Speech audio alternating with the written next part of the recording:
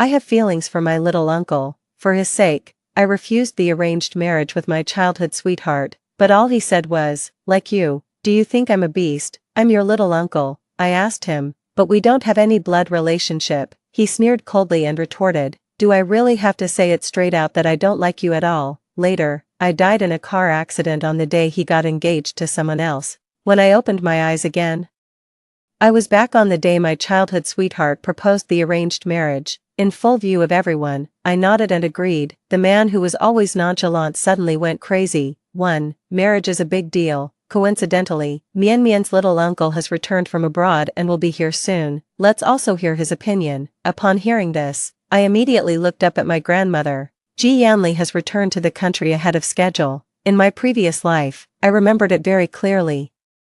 My grandmother just called to ask for Ji Yanli's opinion, and that man refused in the cold tone I was most familiar with. I can't get away from the branch company in Luxembourg. I can't come back. It has nothing to do with me whom she marries. But this time, why is it different from the previous life? The next second, the sound of the private room door opening pulled my thoughts back. I looked up and met the gaze of the travel-worn man at the door from a distance. 2. Yanli.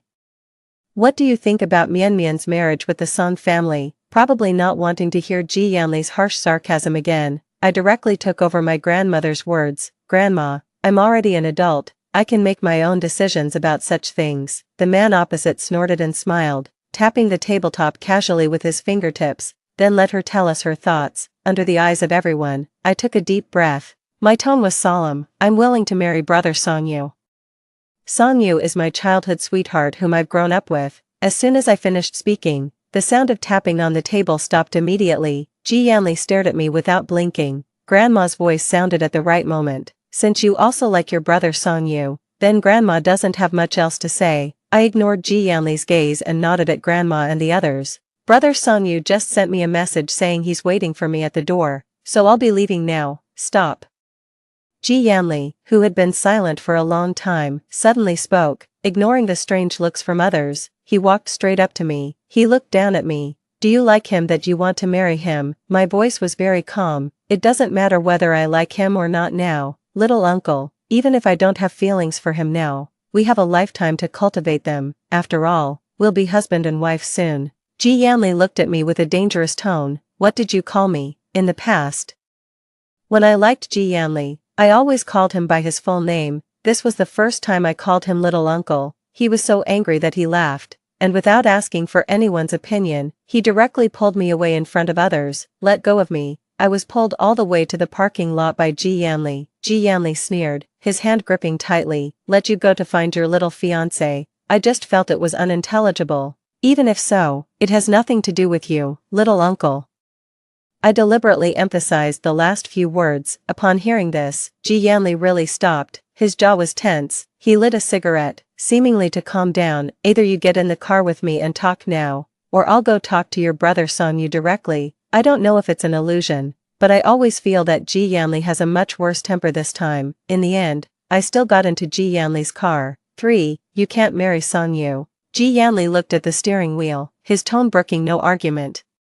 I smiled and was about to retort, then the car window on the driver's side was knocked. This was a public parking lot, and there was a large shopping mall above. Brother Yanli, are you also here to go shopping in the mall? The delicate woman in front of us was Ji Yanli's fiancé in his previous life, Ningxi, but at this time in this life, she hadn't met me yet. The woman's gaze passed over Ji Yanli and she looked at me hesitantly. Who is this? I looked at her calmly and smiled.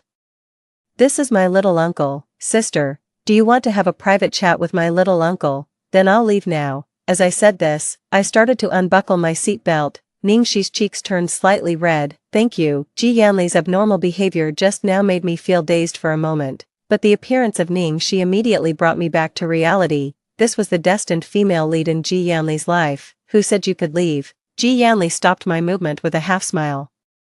I instinctively looked up, but my vision spun around. I was held and sat on Ji Yanli's lap. He raised his hand and stroked my side face, his warm palm stroking all the way down to my chin. There was a lazy smile on his face. What's this? Playing the roles of uncle and niece. The man lowered his head and leaned closer to me, his breath spraying on my chin. His deep voice was particularly ambiguous at this moment. Little niece. How come I didn't know you had this kind of hobby?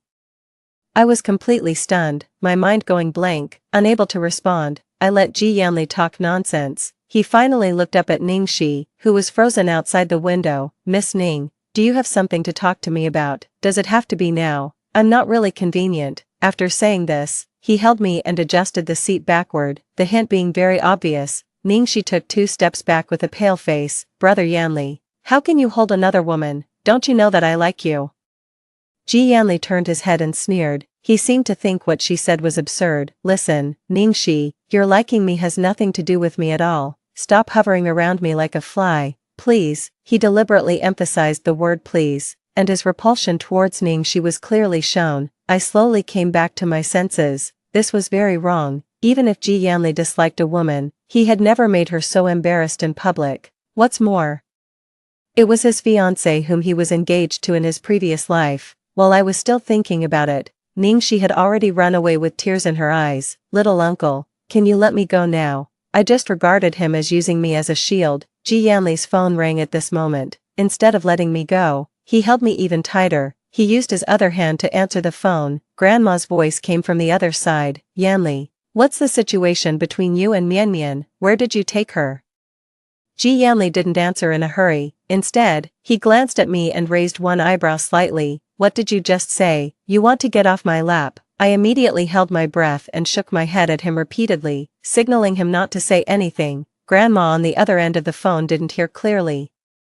What did you say? Ji Yanli didn't speak, just looked at me leisurely. I closed my eyes, and had to grit my teeth and lean against his neck. Ji Yanli immediately hugged me back. It's nothing, Mom. Ji Yanli and I have some personal matters to sort out. Grandma didn't ask any more questions. She just gave a few words of advice and then hung up the phone. The air in the car suddenly became silent. Ji Yanli stopped my movement of moving away. He leaned close to my ear. This is the reason why you can't marry Song Yu. I slightly raised my head and looked into his eyes. But you said it yourself that you don't like me at all. Ji Yanli turned his head and clicked his tongue. I didn't say such nonsense. He clearly said it. I won't believe him. I climbed back to the passenger seat huffing and puffing and was about to get out of the car, but the next second, he directly started the car.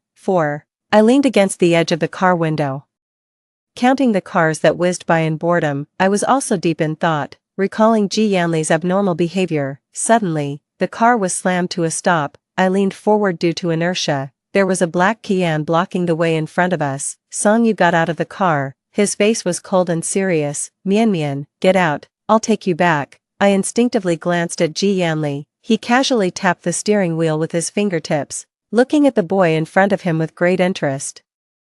Did you call him here? No, for no reason. I felt a sense of low pressure. He lit a cigarette, and with a vague smile on his face, he said, your little fiancé has chased after you. I can't just pretend not to see it. After saying this, he stepped out of the car and locked the car door behind him. In the cold evening wind, the two men stood facing each other. Please let Mian out of the car. I won't let her go. What are you going to do about it?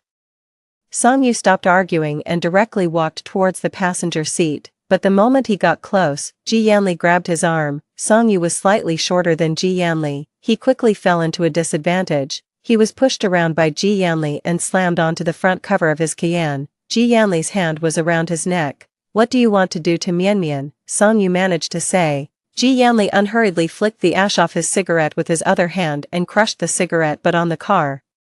Maybe I didn't make myself clear before. Stay away from her. This is my last warning to you. She's mine. She belongs to herself. Song Yu spat out the words one by one. Ji Yanli laughed softly and increased the strength in his hand. I finally found the spare key in the car, opened the door, and ran over in a hurry. Little uncle, let him go, I said as I tried to pull his hand away, but the man didn't move at all. Song Yu was already on the verge of death. In a rush, I had to bite Ji Yanli's wrist. He finally let go. I quickly helped Song Yu up. Do you really feel sorry for him that much? Behind me came Ji Yanli's emotionless voice. I'm also injured. Can't you see it? I stopped moving. As soon as I turned around, he picked me up forcefully and threw me onto the back seat of the car. He also got into the car. Just as he was about to start the car, I struggled desperately. What are you doing, Ji Yanli? Didn't you see that Song Yu is already? The man stepped on the gas, and the car roared softly. He held the steering wheel with one hand and smiled lazily. Do you believe that if you mention him one more time, I'll drive over and kill him? Through the rearview mirror, I met Ji Yanli's gaze. My hand clenched the cushion tightly in the dark. Ji Yanli, killing people is against the law. Are you ignorant of the law? Ji Yanli leaned leisurely against the backrest, his eyes playful. You're right. So I'm going to run over his legs. What do you think? The Song family doesn't have only one son, moreover, it's Song Yu's father who is begging me for the project now. Do you think the Song family wants a project that can firmly establish their position in the business world, or do they want their son's two legs? He laid out the pros and cons in front of me, forcing me to make a choice. I couldn't just ignore Song Yu. In my previous life, when everyone accused me of not being supposed to like Ji Yanli and being shameless, it was Song Yu who protected me time and time again. Little uncle, I'm sorry. In this battle without any cards, I had to admit defeat and show weakness. Ji Yanli didn't move, and the front of the car was still facing Song Yu. Okay, so what should you do in the future? I lowered my eyes and my voice was very soft. I won't contact him again. Ji Yanli's voice softened a bit. Sit back in the front. I did as he said. The man leaned over to fasten my seat belt for me, and his fingertips rubbed my earlobe. So good. Ji Yanli finally turned the car around and left. I held the seatbelt tightly and looked straight ahead. It was as if I didn't hear Song Yu shouting my name behind me at all. 5. I was taken back to Ji Yanli's villa in the suburbs by him. I stood numbly in the entrance hall, watching him walk to the wine cabinet and drink up the whiskey in the glass in one gulp. He looked up at me while holding an ice cube in his mouth. Why are you unhappy? The sound of him biting the ice cube, accompanied by his casual steps, made me shiver involuntarily. Ji Yanli stopped in front of me and stared into my eyes. Is it because of Song Yu? What exactly do you want? There was still a trace of a crying tone in my voice. Tong Mian, don't play dumb with me. I sniffled. Ji Yanli, if you like me, why do you still force me to do so many things? Ji Yanli didn't think there was anything wrong with that. He gently rubbed my head. Because you're not obedient enough. All the words I wanted to refute got stuck in my throat. When Grandma called Ji Yanli again, I couldn't help but breathe a sigh of relief. Finally, the only person who could save me had come. Yanli, when will you come over? We need to discuss Mian's marriage. Ji Yanli looked at me with drooping eyelids, his tone indifferent. I almost forgot. What? Tong Mian's wedding is cancelled. My eyes widened instantly. Grandma was also puzzled on the other end. Why? I had a bad feeling. Ji Yanli looked at me, but he was speaking into the phone. He drawled, but his tone was beyond dispute. Because she's going to marry me, you'd better not interfere in our business. After saying this, he hung up the phone. Ji Yanli, are you crazy? I felt like I was on the verge of a breakdown. What nonsense did you talk to Grandma? Are you trying to force me to death? Ji Yanli threw his phone on the coffee table, picked me up, and then pressed me onto the sofa the next second. We were so close that I could hear his breathing. Didn't you say that? You like me and only want to marry me. I couldn't break free, so I simply turned my head slightly to the side. That was in the past. Ji Yanli held my chin, forcing me to look at him. Then like me again, Tong Mian, as long as you stay by my side obediently, I can wait. His gaze moved down to the side of my neck. He leaned closer. The next second, I felt a kiss on the side of my neck. My body tensed up involuntarily. Ji Yanli seemed to be getting even closer. Don't. I tried to find my voice. The man stopped his movement. After a while, he propped himself up with his arm and moved away a bit, hovering above me. Little uncle, can you let me go? Ji Yanli was still smiling, but his eyes were filled with coldness. He placed his fingertips on my lips and gently rubbed them. The meaning was obvious. The remaining words were stiffly swallowed back by me. When Ji Yanli still maintained that posture, the door at the side and rear was suddenly pushed open. A ray of light poured in, and I squinted my eyes due to the glare. What are you doing? She stood at the door with her eyes wide open in anger. Ji Yanli's expression instantly darkened, and he stood up.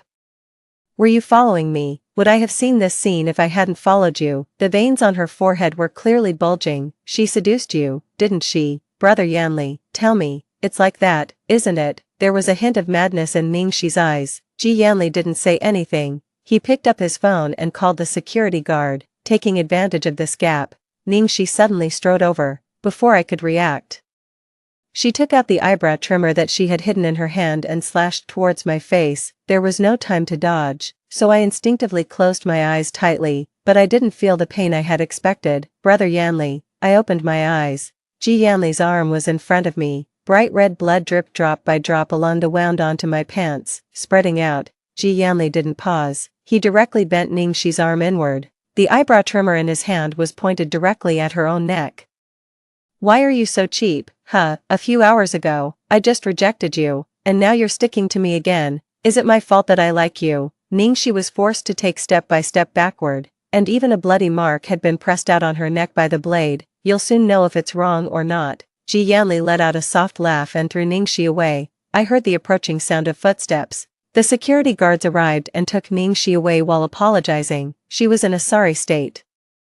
But she was still crying and looking at Ji Yanli. Were you scared? Ji Yanli put away his usual carefree attitude and was rarely serious. Did she touch you? I stared blankly at the man who was crouching in front of me, looking rather nervous. I spoke slowly. You're the one who's injured. It seemed that he only noticed his wound at this moment. Half an hour later, the doctor left after bandaging the wound. I opened my mouth. With mixed emotions. Thank you, little uncle. Ji Yanli was not affected by the wound at all. He took out a cigarette and bit it. There was a slight mocking smile in his voice. You already hate me enough. If you got injured because of me, you'd probably hate me to death, wouldn't you? How could I give you that chance? I ignored his awkward words that were the opposite of what he really meant. I just stared at the bandaged part of his wound and remembered a lot of things. I initially fell in love with Ji Yanli just because he was kind to me. When I was blocked by hooligans in high school and they tried to give me love letters, Ji Yanli specifically staked them out for a week. After finding them, he gave them a good lesson. When my university supervisor replaced my scholarship quota with someone else's, Ji Yanli didn't say something like, "It's not much money anyway, I'll give you 10 times that amount." Instead, he seriously helped me get back my justice and the scholarship. The atmosphere was unexpectedly relaxed. I was just about to take the opportunity to persuade him to let me go. I accidentally glanced at the phone on the coffee table that kept flashing, indicating that a message had come in. When I picked it up and opened it, I suddenly froze. Song Yu, Mian, I just got home and fixed my phone. Are you okay, Song Yu? Ji Yanli just announced the news that you two are getting married. Are you being forced? Ji Yanli had already announced it. I thought it was just something he casually said to dismiss grandma. I mechanically looked at the man who was playing with his phone. Ji Yanli, what are you doing? He didn't even look up and replied casually, contacting the wedding planner. When did I agree to marry you? The white light from the screen shone on the man's face. He stopped his movement. It was not until the phone automatically turned off the screen that Ji Yanli threw away the phone and walked towards me. Ever since you agreed to the arranged marriage with Song Yu today, I've been very impatient. Don't provoke me anymore. Tong Mian, there are only the two of us in this house. You don't want me to move things forward so quickly, do you? Under his gentle tone was the most deadly warning to me. I think, probably from that moment on, the last bit of my concern for him was completely exhausted. 7. On the 15th day since I moved in, Ji Yanli came back during working hours. I'm free today. I'll take you to try on wedding dresses. I just ignored the man's words. I hugged my knees and curled up on the sofa, staring blankly at the TV in front of me. During these 15 days, Ji Yanli didn't even lock the door when he went to the company, and he didn't ask the bodyguards to keep watch. He was certain that I didn't dare to run away. In the silent confrontation, Ji Yanli's eyes became darker and darker. Finally, he directly picked me up and put me in the passenger seat. Ji Yanli. Is this interesting? He stopped the action of buckling my seatbelt and looked up. I don't like you, and I won't give you any response. Is it interesting for you to perform a monologue all by yourself? Ji Yanli lowered his eyes and smiled softly. It's not interesting, so if you continue to look so listless, click. The seatbelt was fastened, and he raised his hand and gently patted my side face. I'll bring your brother Song Yu over to amuse me, how about that? This was the so-called like in Ji Yanli's words, an obsessive and pathological possessiveness. He would always only threaten me to make me yield. The car was driving steadily, and I turned my head towards the window. The quiet atmosphere was suddenly broken by a harsh screech of brakes. I was startled for a moment. I turned my head back and just met Ji Yanli's distracted gaze. Can't you drive? Get lost if you can't drive. The car that stopped on the side in front was a dazzling green McLaren. And the owner cursed and turned around and left. A dense chill immediately crept up my spine. The car that caused the accident in which I died unexpectedly in my previous life was a McLaren of the same color. I had originally thought that Ji Yanli's sudden and abnormal behavior was due to the butterfly effect caused by my agreement to the arranged marriage with Song Yu in this life. But now, I have a bold guess. Mian. Ji Yanli leaned over and hugged me tightly in his arms. I could feel his fear. I closed my eyes slightly and then spoke softly. Ji Yanli, you actually remember everything, don't you? I wasn't the only one who was reborn. He clearly paused for a moment, then he hugged me even tighter. His voice was hoarse. Almost every night, I'm awakened by nightmares. When I rushed there in the dream, you were still stuck in the driver's seat. They stopped me and wouldn't let me go to you. Until the car exploded, they still didn't rescue you. I just watched helplessly. I felt a little wetness in the crook of my neck. They were Ji Yanli's tears. You were engulfed by the fire in front of me, leaving nothing behind. 8. I think, maybe I shouldn't have exposed the fact that he was reborn. Ji Yanli had already guessed that I was reborn a long time ago. I lifted the last layer of the half-hidden veil between us. And what awaited me would be an even more terrifying. Ji Yanli, you've always been blaming me, haven't you? Ji Yanli pressed his hands on my shoulders, and the last bit of reason in his eyes was on the verge of collapse. He told me that in the past, he thought it was wrong for me to like him, that it was against morality. He got engaged to Ningxi in order to force me to back down. In fact, he had already fallen in love with me. I sighed. Whether you feel guilty or you've really fallen in love with me, it doesn't matter anymore. Ji Yanli, I met his gaze, and without being petty, I said word by word, the point is, I really don't like you anymore. When I see you, I don't feel the slightest bit of excitement. When you confess to me and say you want to marry me, it just makes me more disgusted, really. The next second, a sharp pain came from my shoulder. It was Ji Yanli exerting force. Then tell me what to do, Tong Mian. I got a chance to start over. How can I let go? He wouldn't listen to anything. I was so irritable and depressed that I couldn't catch my breath. The matter of trying on wedding dresses was forced to be terminated. Ji Yanli took me back to the villa in silence all the way. He went straight to the wine cabinet and took sip after sip. After drinking about 4 or 5 glasses, he finally calmed down a bit. I knew that Ji Yanli, who was emotionally unstable at the moment, was the most untouchable. But Song Yu ran into this situation. Boss, a person was caught outside the villa. He seems to have been trying to climb over the wall to get in. Bring him in. Song Yu was pushed in by the bodyguards. My breath involuntarily quickened, and I shuddered. Ji Yanli had no expression on his face, but there was a violent aura in his eyes, as if a storm was about to come. Little uncle, please don't hurt him. Before I could finish speaking, I was silenced by the wine bottle that was smashed in front of Song Yu. What did you promise me? I quickly shook my head. I didn't call him. I really didn't contact him. Song Yu stood in front of me with a solemn face. It has nothing to do with Mian. I came here on my own to take her away. Is that so? The corner of Ji Yanli's mouth curved into an arc, showing a hint of insolence. Who do you think you are to want to take her away? She doesn't want to stay here. She's not happy staying by your side. Even if I'm nothing, I will do my best to take her away. Ji Yanli leaned against the wine cabinet obliquely and clapped his hands symbolically. How great. After making the comment, he looked at me teasingly. Are you touched? I blinked my eyes and tried hard to swallow back the choking feeling. No, don't listen to him. I don't want to leave here. I was almost begging. Let him go. Okay. I don't want to see you hit someone. I'm scared.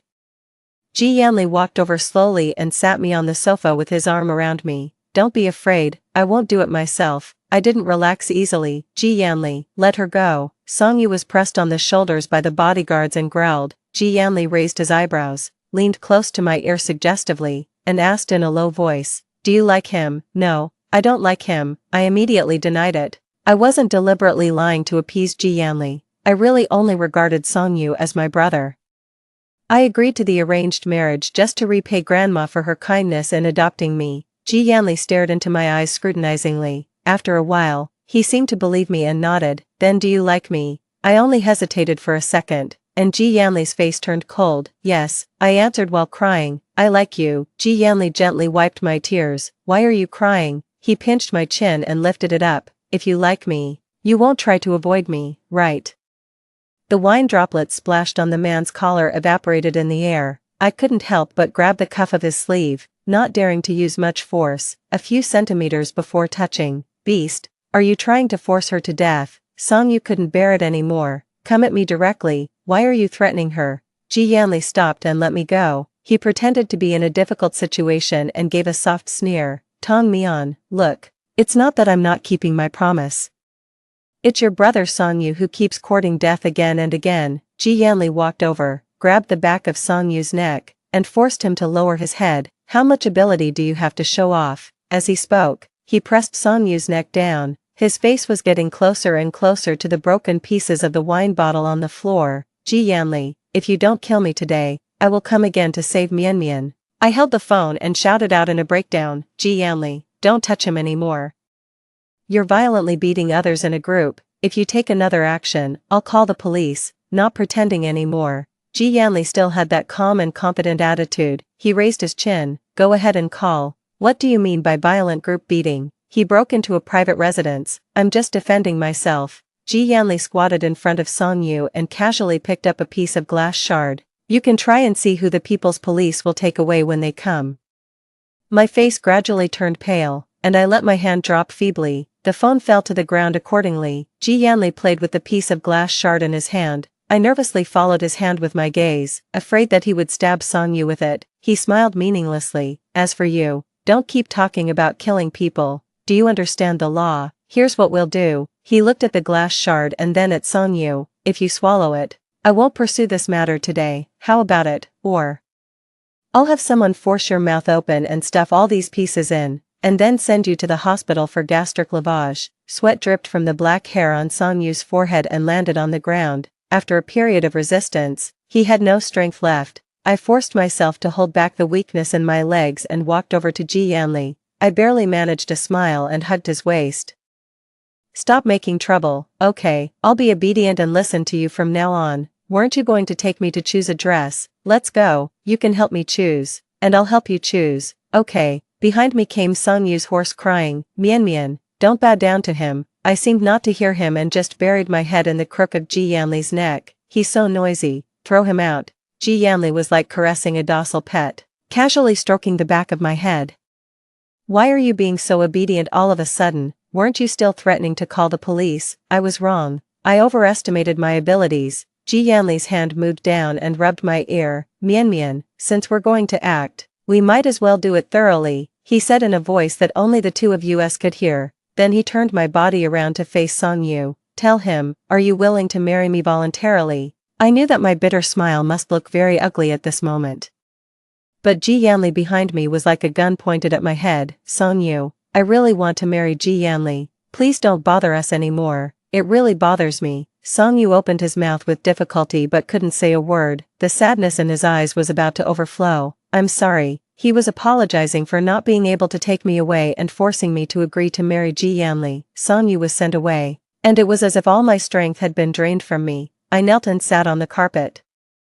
Motionless, I didn't lay a finger on that idiot. What are you still dissatisfied with? Ji Yanli stood in front of me, looking down at me. I replied feebly, nothing. I'm very satisfied. He bent down and picked me up, carrying me towards my room. He's just a useless coward. That car accident wasn't an accident. It was man-made. I looked up.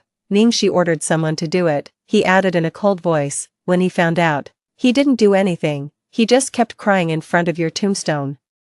I stared at him in a daze, and my intuition led me to ask, what about you? Ji Yanli stopped in his tracks, and his black eyes looking at me were bottomless. I killed her. I instantly lost all ability to think. Ji Yanli's eyes were dark and gloomy. She planned everything, just to make me watch you die in front of me on the spot. Should such a bitch die, in this life? Ji Yanli's extraordinary hatred for Ningxi could now be explained. I suddenly remembered the last words Ji Yanli said to Ningxi at that time, so, I paused for a moment before asking softly, what's happening to Ningxi now? Ji Yanli's tone was light, as if he was talking about something insignificant. She's in a mental hospital. A cold sweat broke out in my palms. Ningxi killed me, and Ji Yanli avenged me by killing Ningxi. Even in this life, he had the foresight to lock her up in a mental hospital to prevent her from hurting me. But my first reaction wasn't gratitude. What welled up in me was fear of the madness and paranoia of the man in front of me. Ji Yanli placed me on the bed and then pressed down on me. I turned my head away in rejection and put my hand on his shoulder. No, why? He didn't move, and his voice was so soft that it was almost a whisper. Ji Yanli, you and I both know the reason. Don't force me to hate you even more. Ji Yanli's hand slid down to my waist. Tong me on, what do you hate about me? Is it just because of Song Yu? He straightened up and began to unbutton his clothes from top to bottom. His voice was unhurried. When someone hurt you, I took revenge for you. Since the first time I saw you after returning to the country, I've avenged all the bullying you've suffered. Now you're telling me that you hate me because of a useless childhood sweetheart. I can die for you, can he? At that time, I just thought he was saying it casually in an extreme mood. But you've been forcing me, even house arrest me. Ji Yanli stopped just as he was unbuttoning one of his buttons. The lamp above his head was just blocked by him. The dim yellow light haloed around him, making it hard for me to see his expression clearly. The next moment, Ji Yanli suddenly got up. All the things on the bedside table were swept to the ground by him with a crash. I shrank back in fright. His gaze slowly moved from the mess on the ground to me. He asked emotionlessly.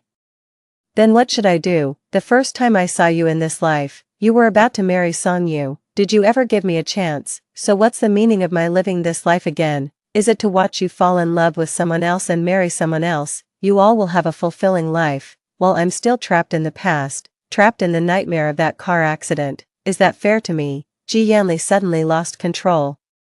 He picked up the fallen table lamp and smashed it against the empty wall beside me. Speak. Facing him like this, I couldn't provoke him any further. Tears slowly welled up in my eyes as I looked at Ji Yanli. I sobbed softly. Are you going to hit me? Ji Yanli stared at me intently. After a few seconds, he closed his eyes. He sat down by the bedside and gently hugged me into his arms. No, I will never hurt you. Did I scare you? He raised one hand and gently rubbed my head. I'm sorry, Mian Mian. But I wasn't soothed. I still cried intermittently. Ji Yanli also kept coaxing me softly, until I was tired from crying and fell asleep. In a half-awake and half-asleep state, a gentle kiss landed on my forehead. I fluttered my eyelashes and fell into a deep sleep. 10. The plan to choose a dress the next day was delayed again, because I had a fever. The high fever wouldn't go down. After the family doctor came and gave me an 4 drip, he just told Ji Yanli, Mr. G. It's not necessarily that this girl caught a chill, she might also have been frightened. Ji Yanli watched me fall asleep last night. He had to believe that I got sick because he scared me. In fact, I got up in the middle of the night, turned the shower to the lowest temperature, and shivered under the cold water for 15 minutes. Why are you so delicate? Ji Yanli sat down beside me and rubbed the side of my face with the back of his hand. I just took advantage of the fever-induced drowsiness to avoid all communication with him, to stay by my side. Ji Yanli moved his office to his study at home, but every night I would throw away the medicine prescribed by the doctor. If my body temperature went down, I would take a cold shower again. As a result, I kept having a recurring high fever, and my body was getting weaker and weaker. She's had a fever, and she still hasn't recovered. Ji Yanli looked at the doctor with a half-smile. Maintaining the last bit of politeness, the doctor sighed. He said neither humbly nor arrogantly, Mr. G. Long-term psychological problems can lead to a decrease in immunity, and it's not uncommon for the illness to relapse. This girl is getting weaker day by day. If the root cause of the illness can't be treated, she might get seriously ill, or even, the rest of the words were self-explanatory. It was a long time after the doctor left that I heard the approaching footsteps. Ji Yanli lowered his eyes and suppressed all his emotions. Do you hate me that much? I coughed twice but didn't respond. Ji Yanli silently helped me up to drink some water, then helped me lie down again and tucked in the corner of the quilt. He didn't say anything and left. I knew that he was already starting to waver. I might be even more despicable than Ji Yanli. I knew that Ji Yanli liked me and bet on his reluctance to let me go. I hurt myself to force him to let me leave. In this life, every time Ji Yanli forced me and made me emotionally break down, I never thought of fighting him to the death. Being reborn was a second chance for me to make up for my regrets and choose my life again. It wasn't worth it to fight someone to the death. 11. When I thought I was almost going to die of illness and was about to take the medicine because I couldn't hold on anymore, Ji Yanli finally gave in. Intentionally torturing yourself. The man standing by the bedside had silent eyes like a still body of water. I weakly curved my lips and my voice was dry. Let me go, or watch me die in front of you again. When I said again, Ji Yanli frowned. I was deliberately poking at his sore spot. After saying that, I couldn't help coughing. My lungs felt as if they were being gently burned by fire, itchy and painful. Ji Yanli didn't hesitate to come over, pat my back gently, and hand me a glass of water. I didn't take it immediately. When the coughing finally stopped, I had a premonition of something. Why don't you drink it? I paused and opened my hand that had just been covering my mouth. Several spots of blood were prominently lying in my palm. The next second, I heard the sound of a glass breaking. Ji Yanli's hand stopped in the air, and the cup fell from his weakened grip. He stared fixedly at my palm, his eyes bloodshot. Do you have to force yourself to death? A faint itch welled up in my throat again, and I coughed twice. Ji Yanli took a deep breath, as if suppressing something. He took out his phone and called the driver, giving a calm order, drive to the door, go to the hospital. He took a coat and draped it over me, then took a piece of paper, but he never looked me in the eye from beginning to end. When you recover from your illness, I'll let you go. Ji Yanli opened my palm and wiped the blood on it. His voice was very soft, giving the impression of not caring much. And I will definitely not pester you anymore. If you didn't listen carefully, you couldn't hear the tremor in his enunciation. I knew that I couldn't give him any more chances at this time, so I said something that made him even more sad. Thank you, little uncle, I'll be much happier without you. I also hope that you can find a girlfriend in the future. I'll be happy for you. His hand holding the paper trembled for a moment, then he wordlessly picked me up, carried me to the car, and took me to the hospital. After getting 2 days of intravenous drips in the hospital, I was taken back to Ji Yanli's villa to recuperate, but he rarely appeared in front of me anymore. He left early and came back late every day. The night before I left, there was a knock on the door of my room. Who is it?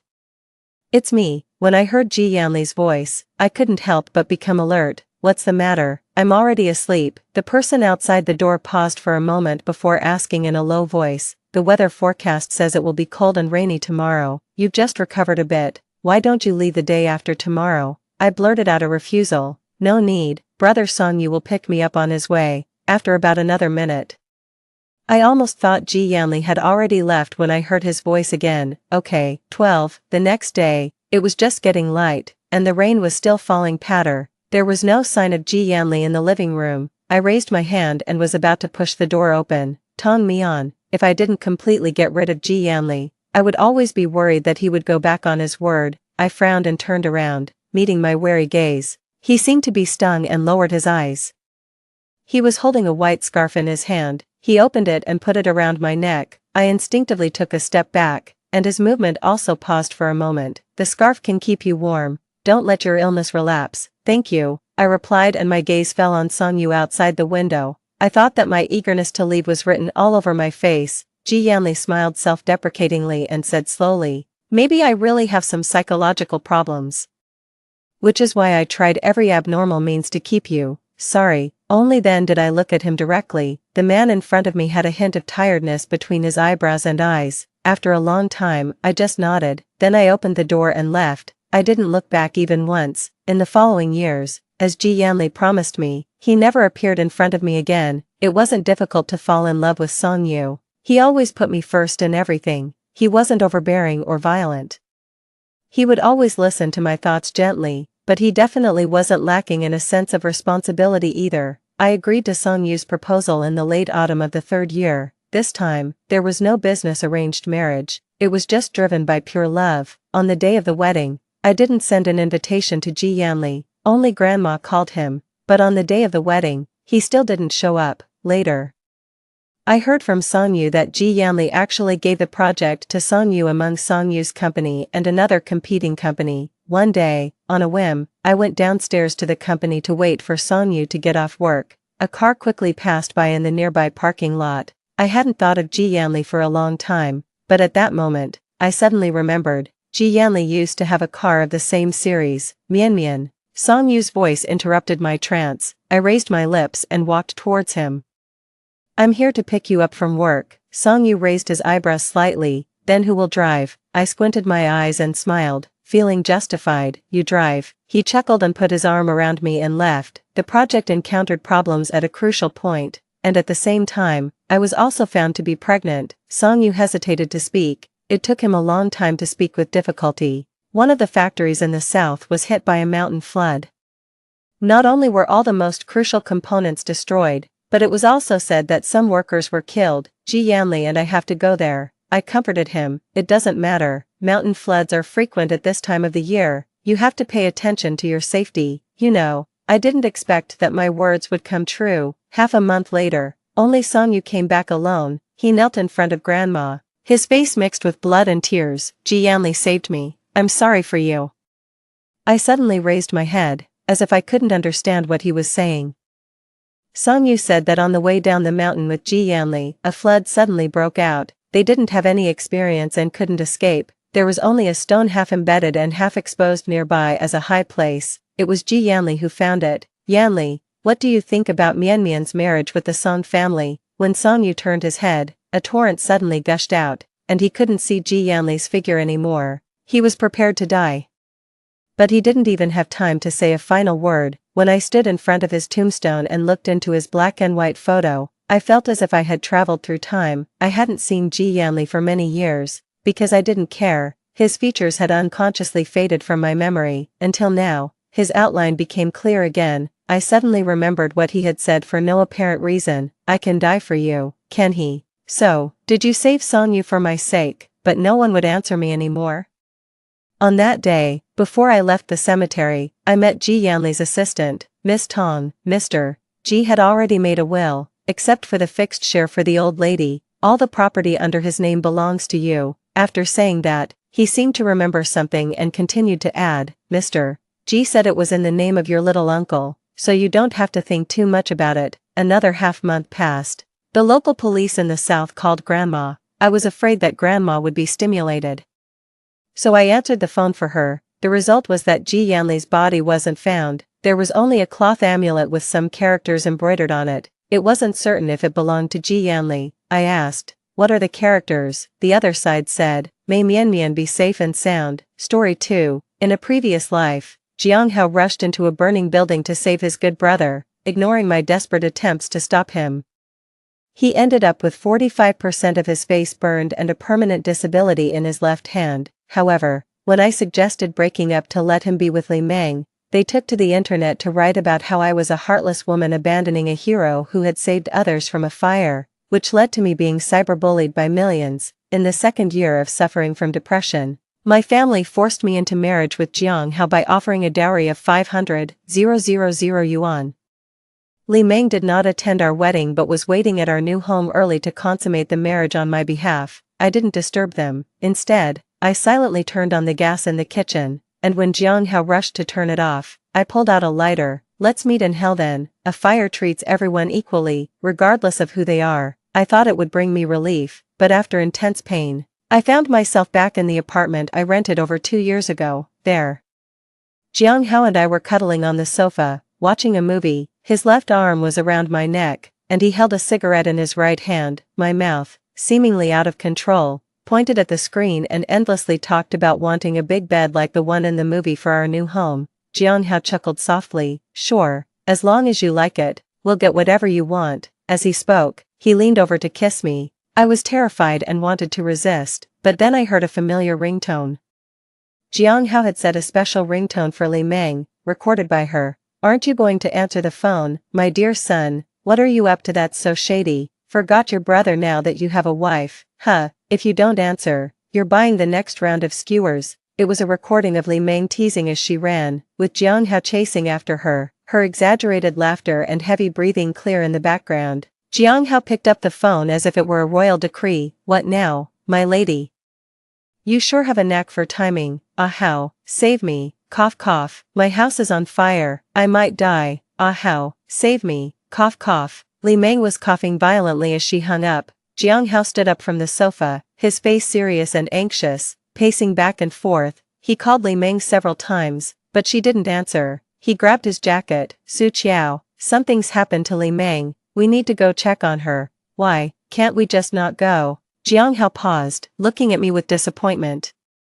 Su Qiao, are you even human? Li Meng said her house is on fire, it's a matter of life and death, and you don't care at all. I don't care, I'm not her mother, why should I worry? It's you who's all worked up over another woman, accusing your own girlfriend of not being human. What are you trying to say? Su Qiao, what are you doing now? You know how close I am with Li Meng, we've been good buddies for years, you should pick your moments. Jiang Hao, what if I forbid you from going?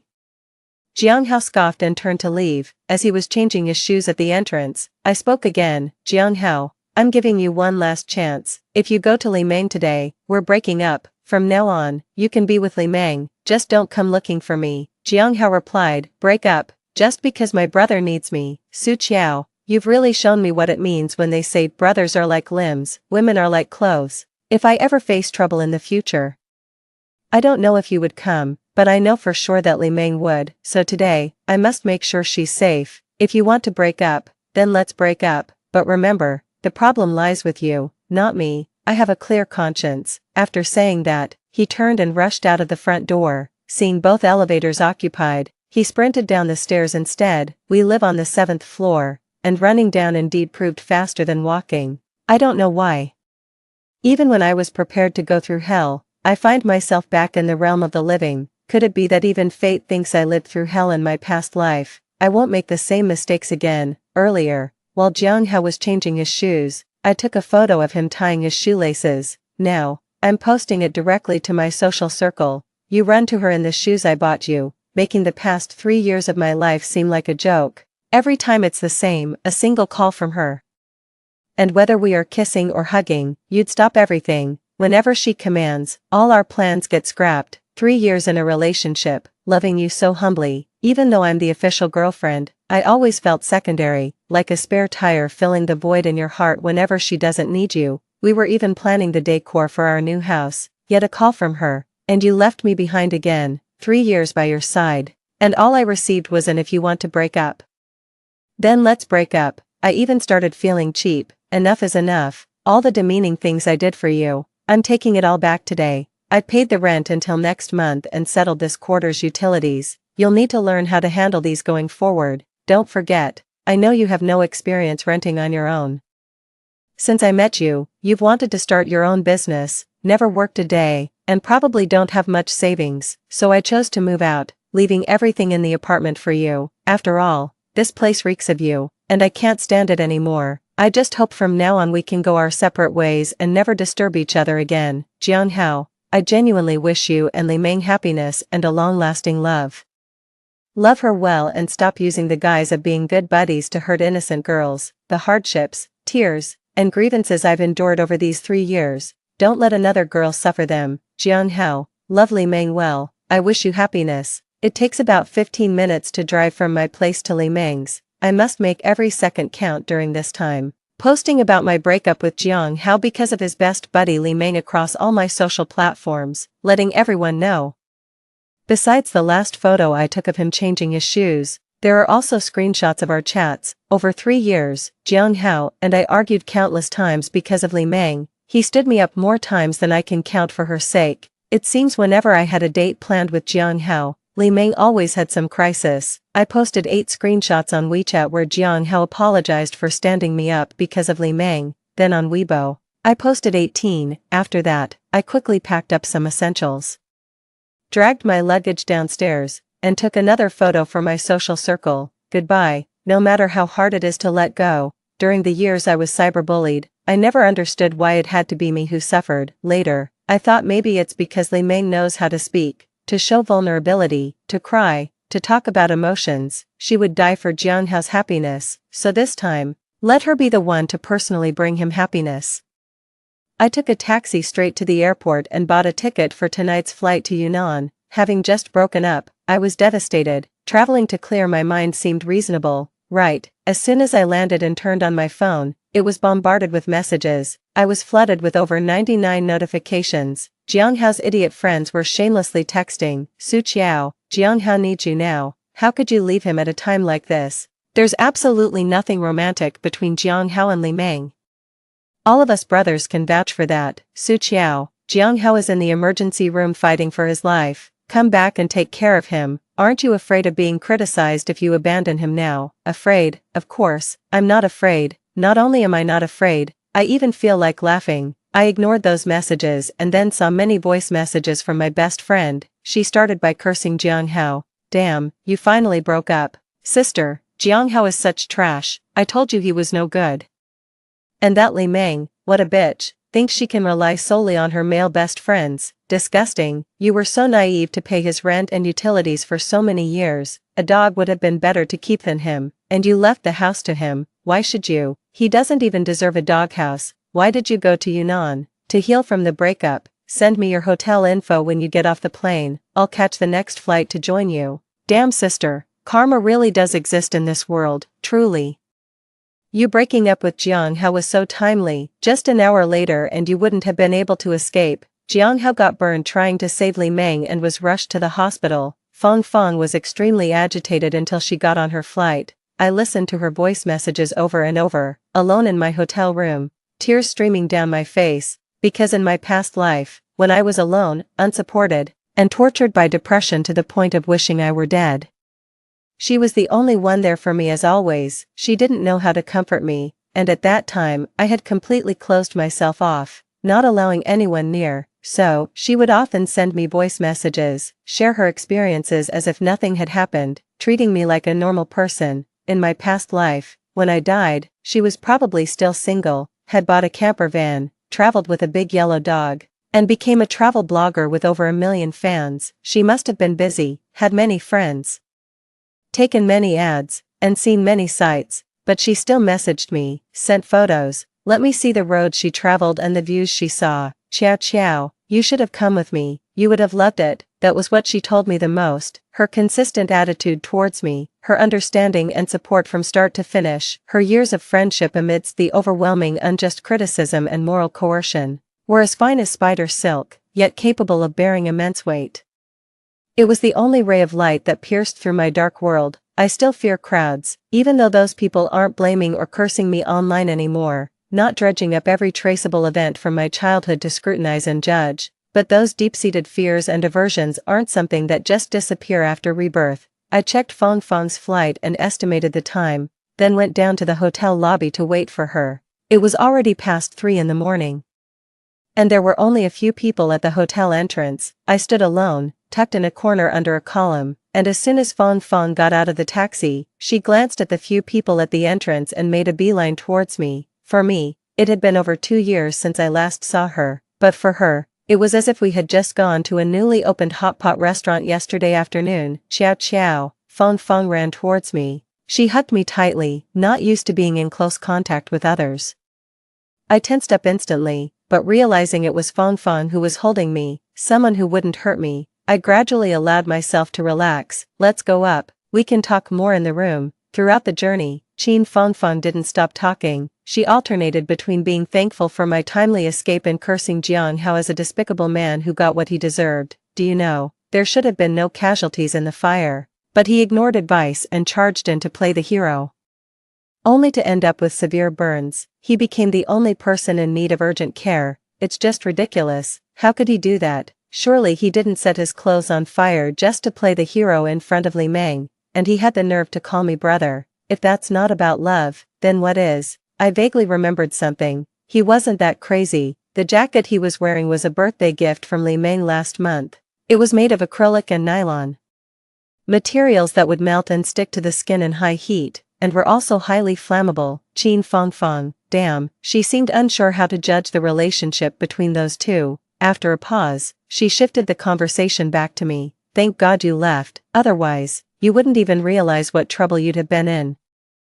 Are there temples in Yunnan? We must go offer incense at dawn to thank the deities for watching over you. If you had been weak one more time, swallowed your pride one more time, you would have ended up in the hospital taking care of him. He ruined himself for another woman and expected you to pick up the pieces. Damn, just thinking about it makes me sick.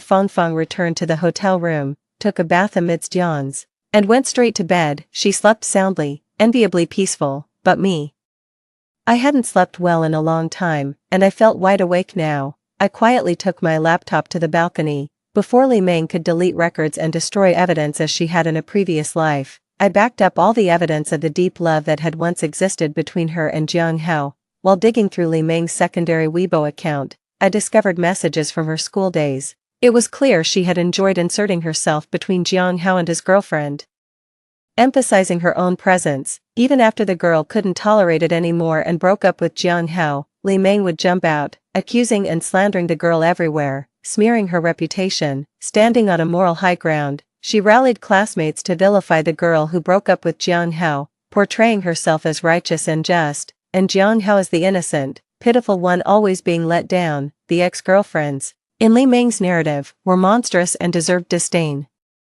All their friends, almost everyone they knew, were expected to join her and Jiang Hao in ostracizing these women, or else they were no better. No wonder in a past life, she easily incited an online mob against me. Even though she was the one Jiang Hao had risked his life to save, she managed to clear her own name and morally blackmail many into believing I should stay with Jiang Hao unto death. It turns out she had mastered these tactics since her school days, perfectly honed. The more I uncovered, the more I realized that this secondary account was actually the truest reflection of Li Meng's past persona. She was brash and arrogant, like a little gangster, looking down on other girls. Her mantra was, "I'm basically one of the guys, not at all like those girls, I can't hang out with them, girls don't like me, I can only befriend boys." In college, when she wanted to reinvent her image, she switched accounts. This secondary account, used only to document her and Jiang Hao's supposed brotherly love and other close friendships, was meant to disgust her defeated foes. Here, the defeated foes specifically refer to Jiang Hao's ex-girlfriends, filled with boastful and provocative posts, almost as if saying directly, "I'm posting this for you to see,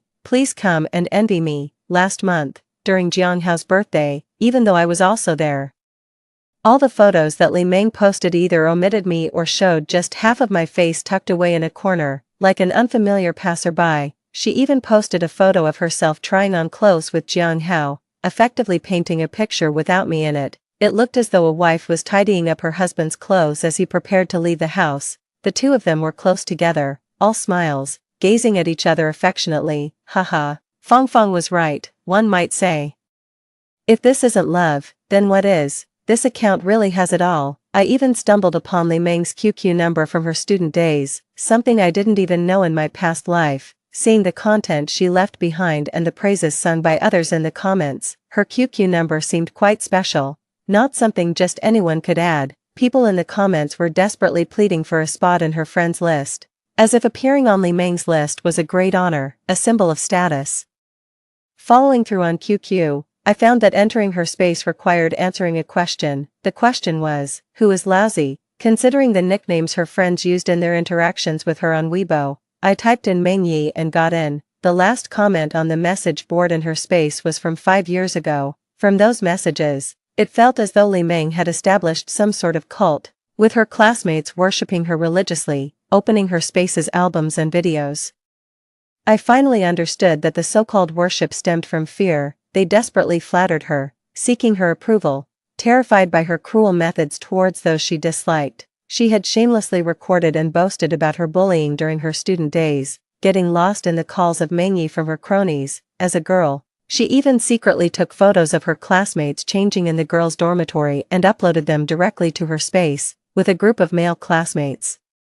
She objectified several developing girls, blatantly calling them derogatory names. In her comments section, someone even specifically requested photos of the class beauty, and Li Meng, without hesitation, posted photos of the class beauty changing. I clicked on that boy's profile, increasingly familiar. Wasn't that Jiang Hao from our school days? I felt so disgusted I wanted to vomit. I finally understood why there was always such a proud, close bond between Jiang Hao and Li Meng. Even boasting about it to their own girlfriends, their revolutionary comrades-like friendship, irreplaceable intimacy, was built layer by layer on the tears and humiliation of many girls. When Qin Fengfeng woke up, I was still busy on the computer, not even noticing when the sun had risen. It was already broad daylight. Qiao Qiao, what are you doing? You didn't stay up all night, did you? There's dew in your hair. Qin Fengfeng handed me a cup of hot water and then helped me dry my hair with a towel. Seeing the content on my computer screen, she paused, sat next to me, and with a look of frustrated care said, "Why do you still bother with those two? Why do you still read their messages? You and Jiang Hao have already broken up. His death is none of your business." Su Qiao, not all girls are as lucky as you, protected by divine powers, able to turn away before falling into a pit. If you dare go back to Jiang Hao, even God can't save you. No, I don't plan to get back with Jiang Hao. I just feel that since he loves Li Meng so much, and would do anything for her, they really should be together. This spectacular love story should be known to everyone. Su Qiao, are you out of your mind? Why do you care about them? Isn't that just asking for trouble? Are you a saint? How much bullying and suffering have you endured because of them?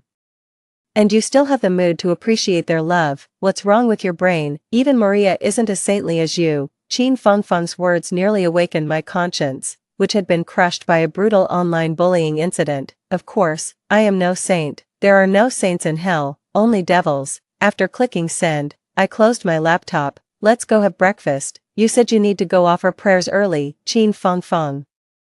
I do need to light some incense, praying for some divine help for your misguided mind. After the ceremony is over, we'll head back. No, why go back? You didn't even bring any luggage, not even a change of clothes. You just showed up with that small bag. What will you do if we don't go back? Didn't you bring a big suitcase? I can just wear your clothes. You're not disgusted by that, are you? Of course not. I don't mind at all. If you like them, you can have them. Good.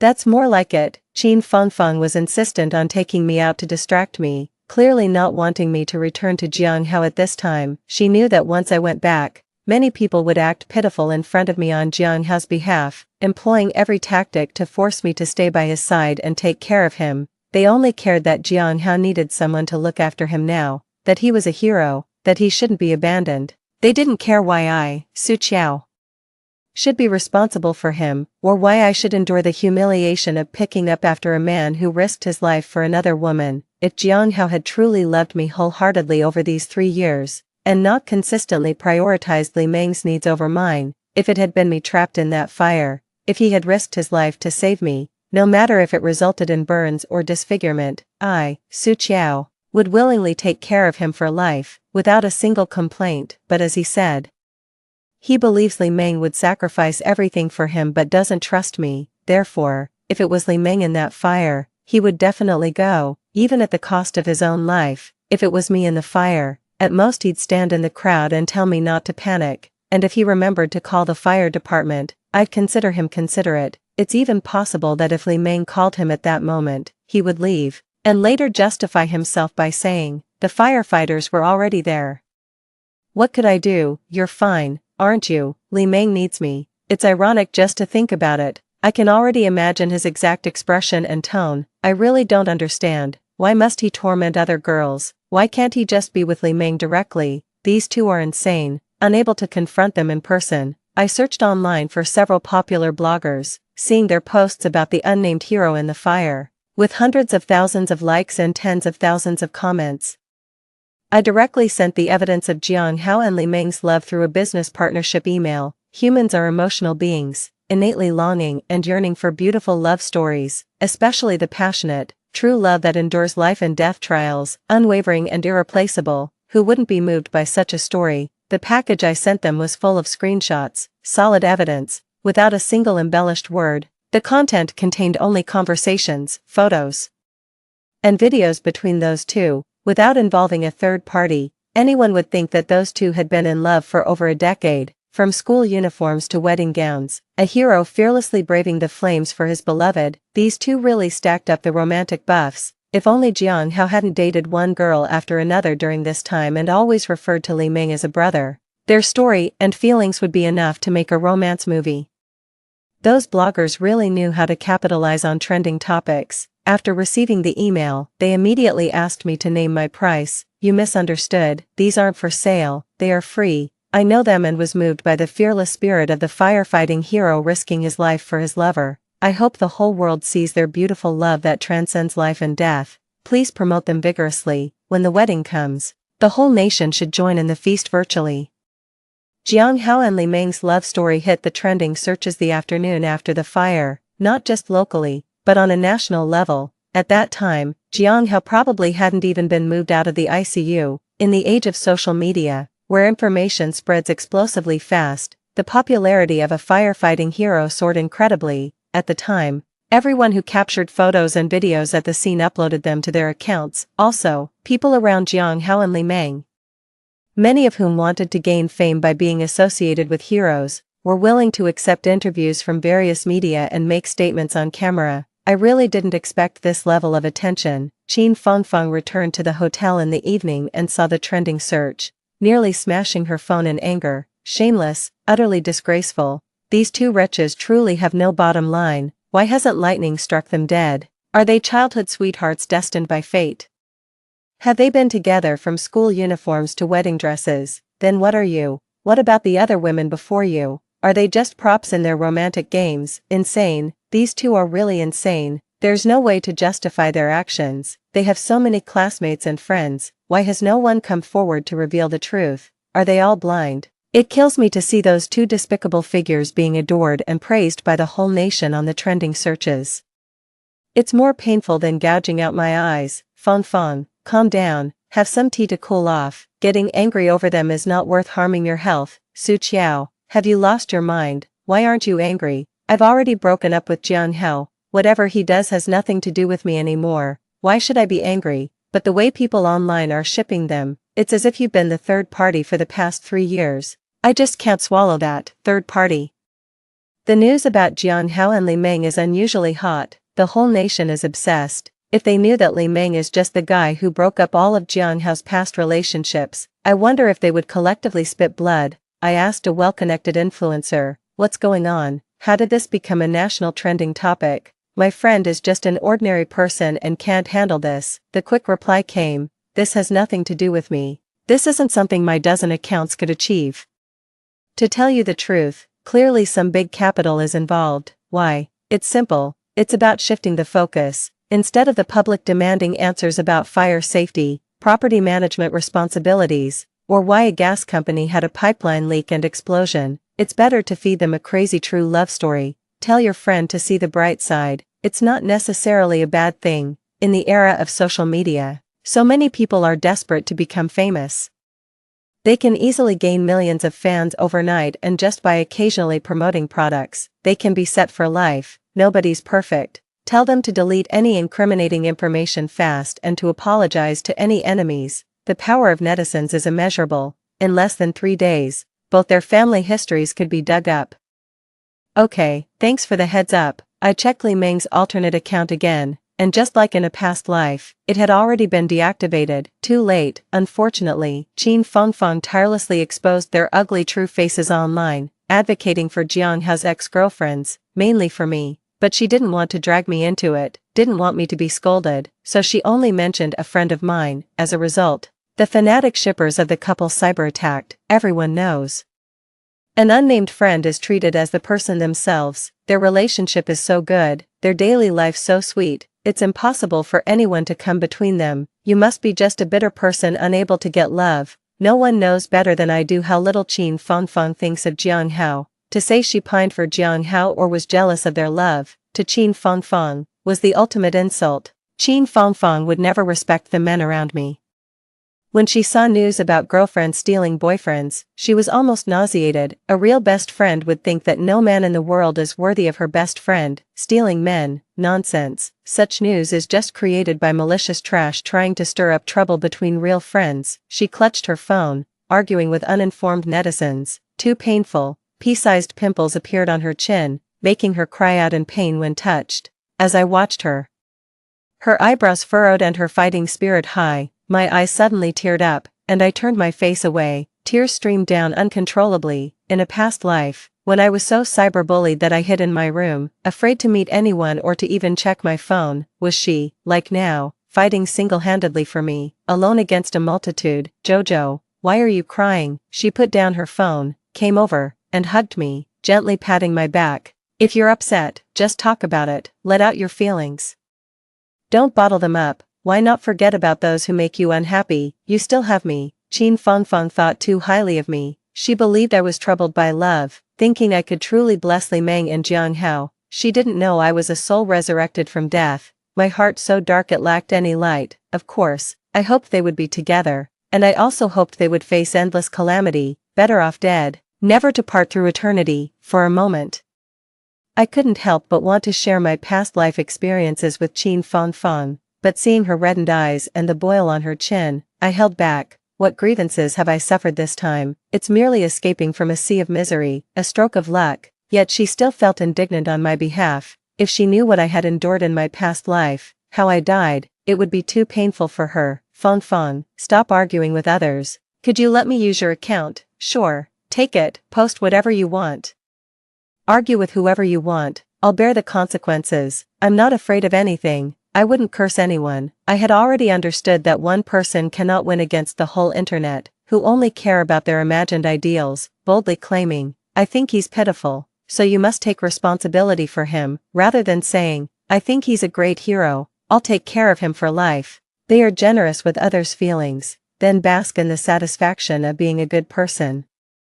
This time, I wanted to try that kind of happiness too, holding on to Qin Fangfang's account, still editing the content. A blogger who had contacted me before with several accounts reached out again. You must have some dirt on them, right? I know, you must have been very close friends, old friends, but no matter how good the relationship, don't let it get in the way of money, right? Can I buy it from you? You know, the curiosity and desire for knowledge of netizens are endless. All their dark histories will eventually be uncovered, you can't hide it for them. Look at the sickly sweet, flawless, mythically beautiful love on the trending searches now. Who but schoolchildren would not find it fake? It's not that I'm dark by nature, but years of professional sensitivity tell me there's a big story behind this. Could you leak some first-hand info? If your conscience bothers you, just point me in the right direction, and I'll search myself. I have the means to choose what gets published. If netizens uncover it themselves, they won't be considerate towards you. Seeing him previously advising me to tell those two to delete their dark histories and apologize to their enemies, I thought he was truly moved by their love, overwhelmed by kindness. Turns out, he was just trying to scam me, to see if he could trick me into revealing something. After waiting several hours to no avail, he couldn't wait any longer and revealed his true intentions. Using Qin Fangfang's account, I published the content I had edited, consisting of a gallery of over 20 images, all capturing Jiang Hao and Li Meng badmouthing Jiang Hao's ex-girlfriends. Li Meng really liked to boast by sharing screenshots of her and Jiang Hao mocking his girlfriends. Now she's reaping what she sowed. So, Li Meng was never the legitimate girlfriend. Jiang Hao had multiple relationships, the proof is irrefutable. Using Qin Fangfang's account was strategic, as her account had already drawn a day's worth of hatred, with many coming to her page looking for her information. Laying out this evidence was a direct blow to those fervent fans defending the beautiful love of Jiang Hao and Li Meng, whether they choose to turn a blind eye or to unfollow and retaliate. After I handed over the account ID of Qin Fangfang to the previous blogger, I told him, you can have the directions, but I don't need the money. How much content you can find is up to your own skills. I'm not sure if it's because Qin Fangfang is taking care of me now that she doesn't allow herself to be vulnerable, or if she's really just thick-skinned. After she threw her phone at me, she took mine to order takeout and even brought back a bouquet of flowers, since she came to my side. Besides the moment she held me while I cried and her eyes turned red, she has been either indignantly angry or laughing and joking around. But the pimples that burst out on her face and the blisters in her mouth can't lie, she's more upset than me. Fangfang, you should cancel this account in a few days. Sure, use it as you please. When the time comes, I'll just cancel it outright, and let those idiots who want to argue find no one to fight with. That'll show them. Originally, I really didn't want to get involved in this online frenzy, especially since the cyberbullying from my past life was too terrifying to experience a second time. But seeing the attacks on Qin Fangfang's account, how could I bear to let her suffer the harm that she shouldn't have to endure? If her real identity were to be exposed, the overwhelming slander would suffocate me just thinking about it. She plans to be a travel blogger and internet celebrity. She can't afford such a senseless dark history.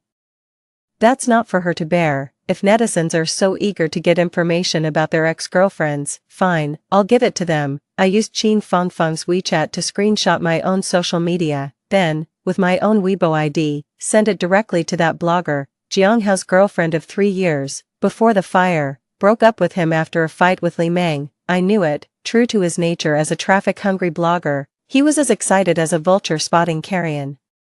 The beautiful love story of a firefighting hero was pushed to the forefront to distract the public, with only a handful of sober netizens calling for rationality and accountability instead of indulging in celebrity pairings. But their voices, just like those of the victims hurt by Jiang Hao and Li Meng, were too small and got drowned out. However, the enthusiasm of netizens has a time limit. Continuously feeding them sugar will get tiresome.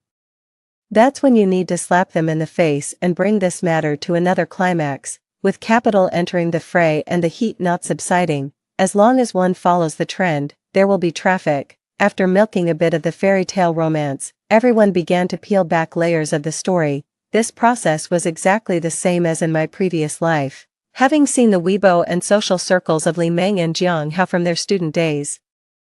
I'm not at all surprised by how netizens might greet them, but what I didn't expect was that Li Meng had never completely shut down her QQ space or deleted those photos and videos. Did she forget her password? Good and evil will eventually be repaid, and perhaps those classmates she bullied and tormented have been waiting for this day. However, when I was about to enter her QQ number in the chat box, I hesitated, because in her space, there were many photos of her female classmates changing clothes.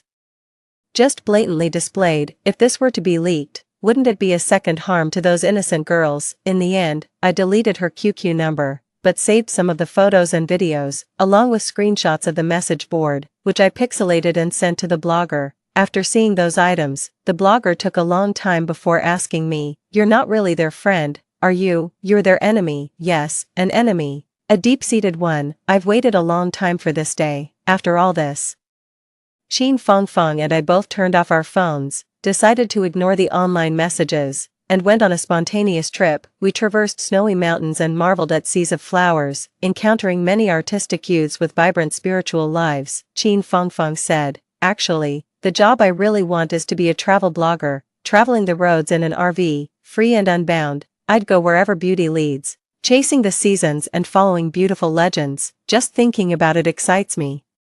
"You will make it come true, then, Jojo. Would you come with me? We could team up and keep each other company." "Sure, if you still want me with you by then, I'll go." If you knew what I did, how I doomed those two people beyond redemption. If you aren't afraid of me, don't blame me, and don't find me vicious and terrifying. I'd go anywhere with you. Qin Fangfang, what silly things you're saying. If you're willing to be with me, I couldn't ask for more, so it's settled then.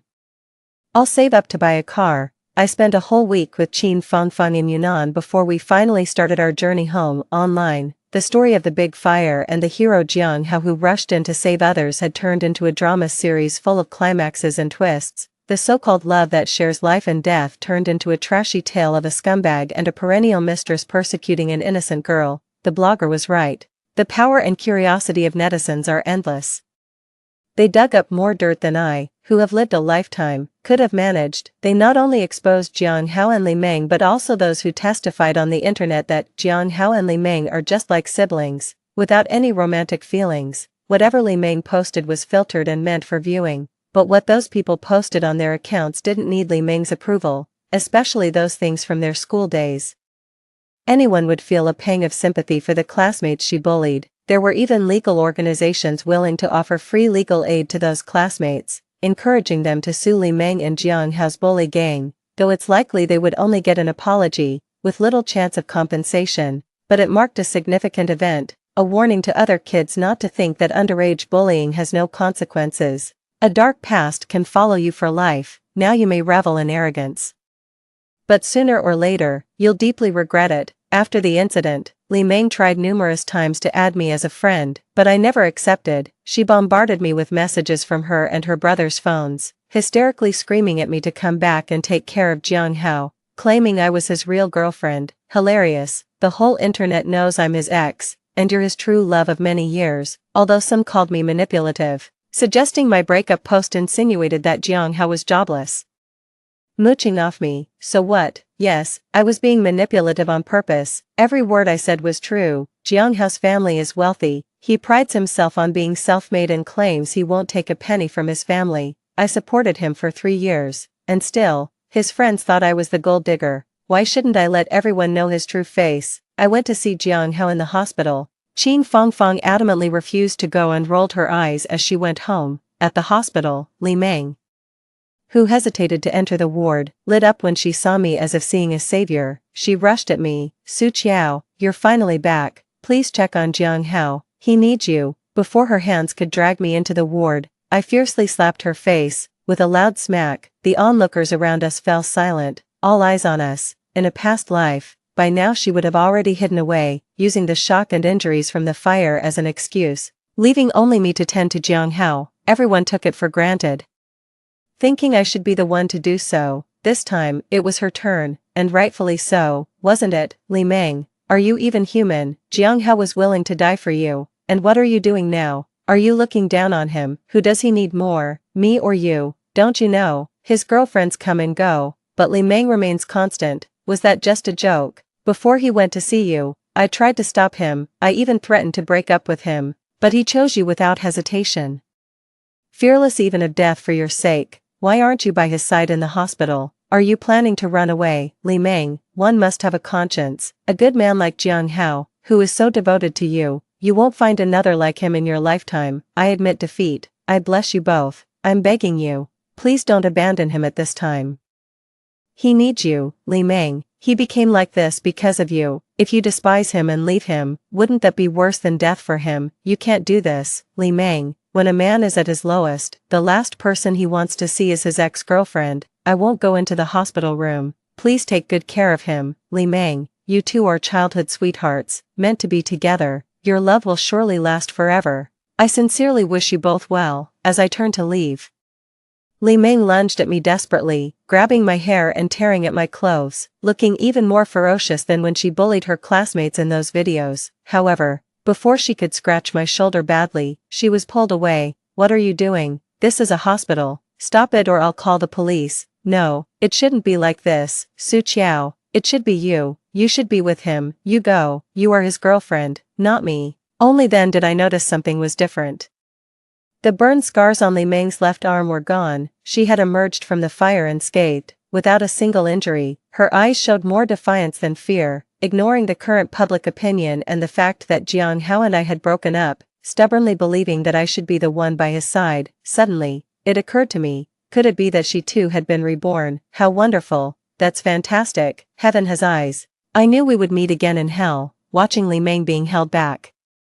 I raised my hand and made a motion as if lighting a lighter, which others might think was just me using sign language to thank her, but only Li Meng understood what I meant. She looked at me in horror, her mouth slightly open, her face pale, her body trembling. Yes, that fire brought us all back. I was reborn too, so why should I be manipulated by you again? It's really nice to see you again, reborn Li Meng. I asked the doctor and found out that this time Jiang Hao's facial burns reached 70%. His left ear was completely destroyed by the fire, and his left eye was nearly blind, needing eye drops dozens of times a day. His back was severely burned too, requiring skin grafts. This looked much worse than before. How could this be? If Li Meng was also reborn, ensuring she was unharmed, how could she let Jiang Hao end up so severely burned? She must think that no matter what happens to Jiang Hao, I would eventually take over, and it wouldn't concern her. So, you're completely disregarding Jiang Hao's welfare now. Great. Enjoy the surprise you prepared for yourself. Online, a video and photos of Jiang Hao, covered in flames and carrying Li Meng wrapped in a blanket as they rushed out of the building, are wildly circulating. Some bloggers have even created a comic version, both beautiful and tragic, and despite subsequent twists in the situation, they couldn't bear to delete them. But in my previous life, I never saw any of these, because in that life, Li Meng took preemptive action by telling the public that Jiang Hao was a helpful hero, that he had a lover, and asked everyone not to overly promote the photos and videos of Jiang saving her. To avoid upsetting his official girlfriend, she blurred the heroic deed Jiang Hao did for her, shifted all the focus onto me, and cleared herself of all responsibilities. Can you escape this time? I only visited the hospital once, and never went again. Just like the previous life, Li Meng also went only once.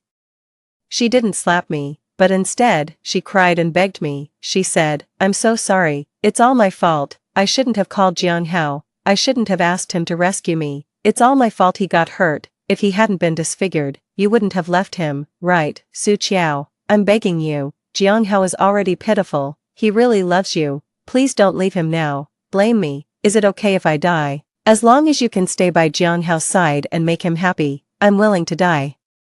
Her words seemed sincere, but she herself would rather perform a suicide in front of everyone than ever consider being with Jiang Hao. Her life-saving grace turned into an obligation for me. Fearing that Jiang Hao would cling to her and demand her responsibility, she published a lengthy essay online, condemning me as a heartless woman for abandoning a fire rescue hero. Although the fire was extinguished by firefighters, Jiang Hao had rushed in to carry her out before they arrived.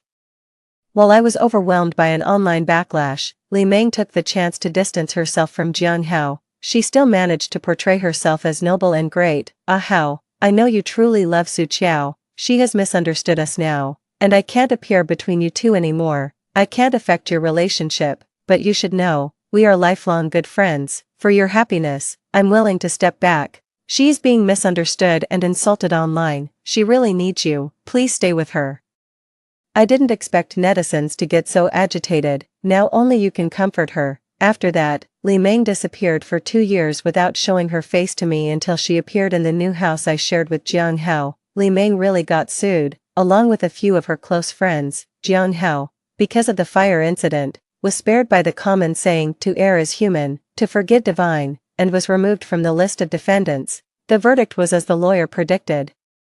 A public apology with no substantial punishment, considering we were all minors at the time, but after such a scandal, the past of these school bullies became known to everyone in their current social and work circles, causing everyone to distance themselves, fearing association, and they were isolated at work until they had to resign voluntarily. Evil deeds bear evil consequences. After the case, the Jiang family approached the Li family for a marriage proposal, the dowry still being 500,000 yuan. Li Meng cried and screamed in disagreement, saying behind closed doors that Jiang Hao looked like a ghost, giving her nightmares. What are nightmares compared to the harsh reality? Li Meng's refusal to marry enraged the Jiang family. Their only son had become disfigured because of her. She really disliked it. Although the Jiang family wasn't at the pinnacle of wealth, they could easily muster tens of millions in disposable funds, unlike Li Meng's family, who were just ordinary salaried workers and couldn't withstand their targeting. Within 2 months, Li Meng was practically packed up by her family and delivered to Jiang Hao. Their wedding came much quicker than my own in a previous life. Even before the results of the fire investigation were out, the buzz hadn't fully died down yet, and there were still many eyes on them. This time, it seemed the whole country was invited to the feast. Virtually speaking, to avoid marrying Jiang Hao, Li Meng actually approached a good friend from before, offered herself willingly, and even sent photos and videos of it to Jiang Hao. "Ah Hao, I've always treated you like a brother, you know that. I don't have romantic feelings for you.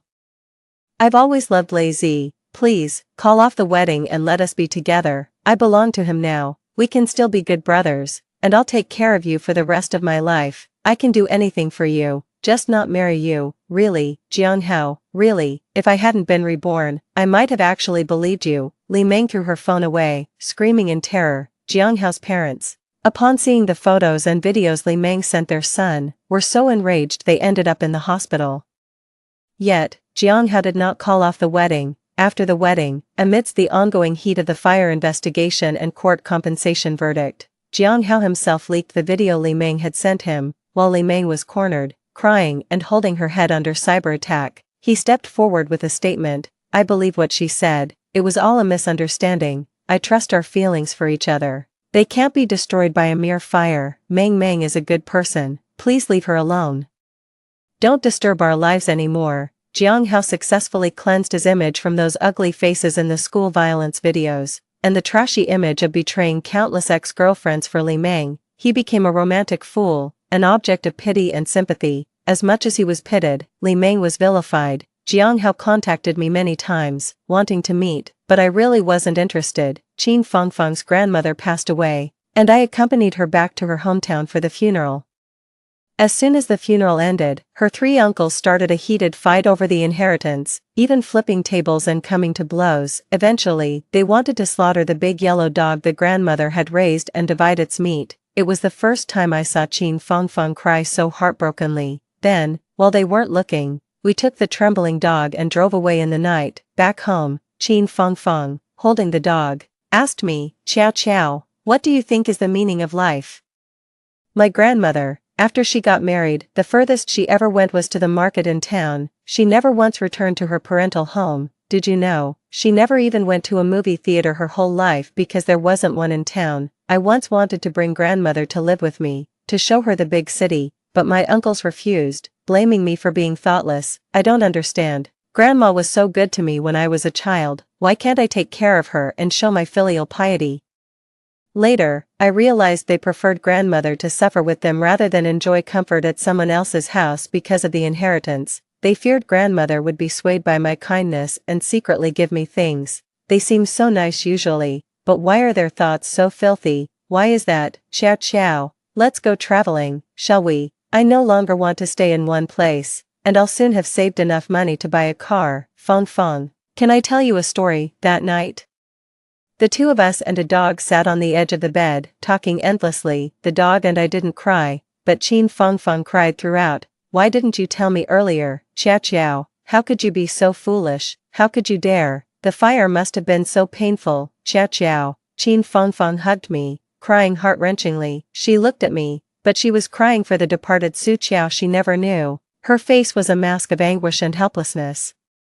If it weren't for the good soundproofing of the apartment, I would have been afraid that her neighbors might call the police in the middle of the night. I contributed half of the money, and together with Qin Fengfeng, we bought an RV. We deactivated our old social media accounts, changed our phone numbers, and set up new social media profiles, determined to become two qualified travel bloggers. Before we set off, I went to meet Jiang Hao. He wore a cap and a hood, his face hidden behind sunglasses.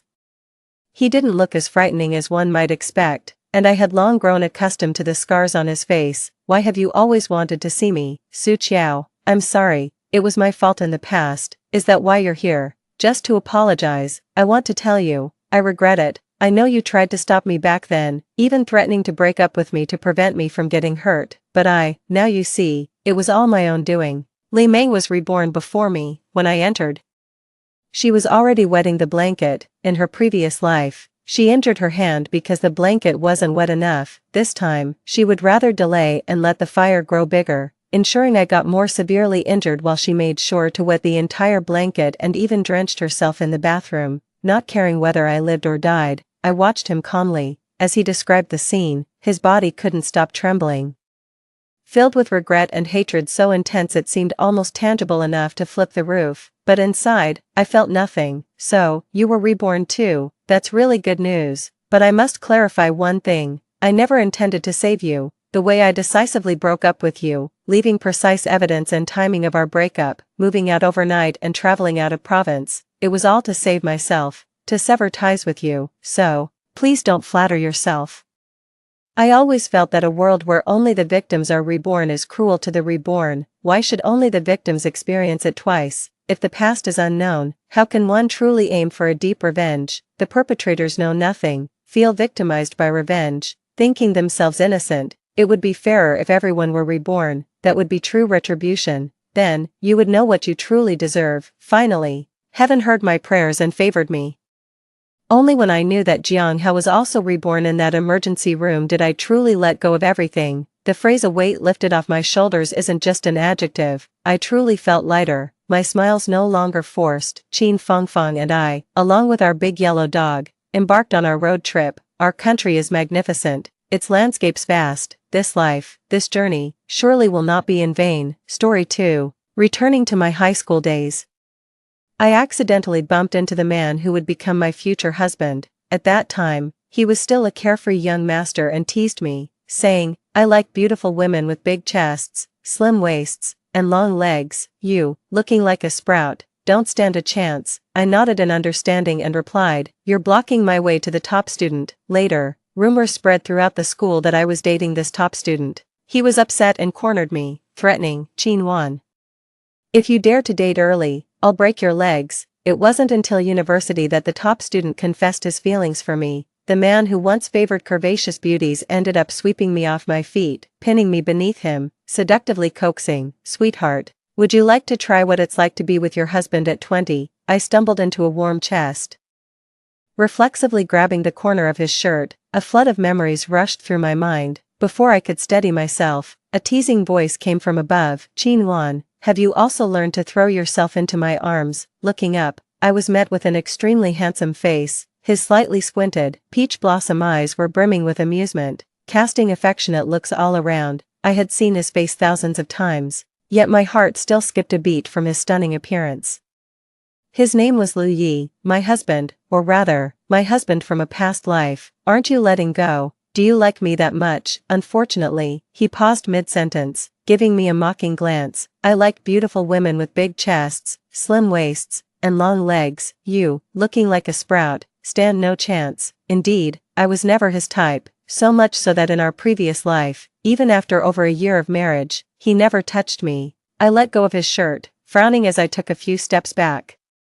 "You're in my way, I'm looking for the top student." As I tried to walk past him, he grabbed my backpack. "School's over. Why are you looking for the top student instead of going home with me? I yanked my backpack back, giving him a cold glance. Mind your own business, Chin-Wan. Have you become so capable? If it weren't for the old man's orders, this young master wouldn't bother with you, ignoring my struggles. He forcefully wrapped an arm around me and carried me off to his car.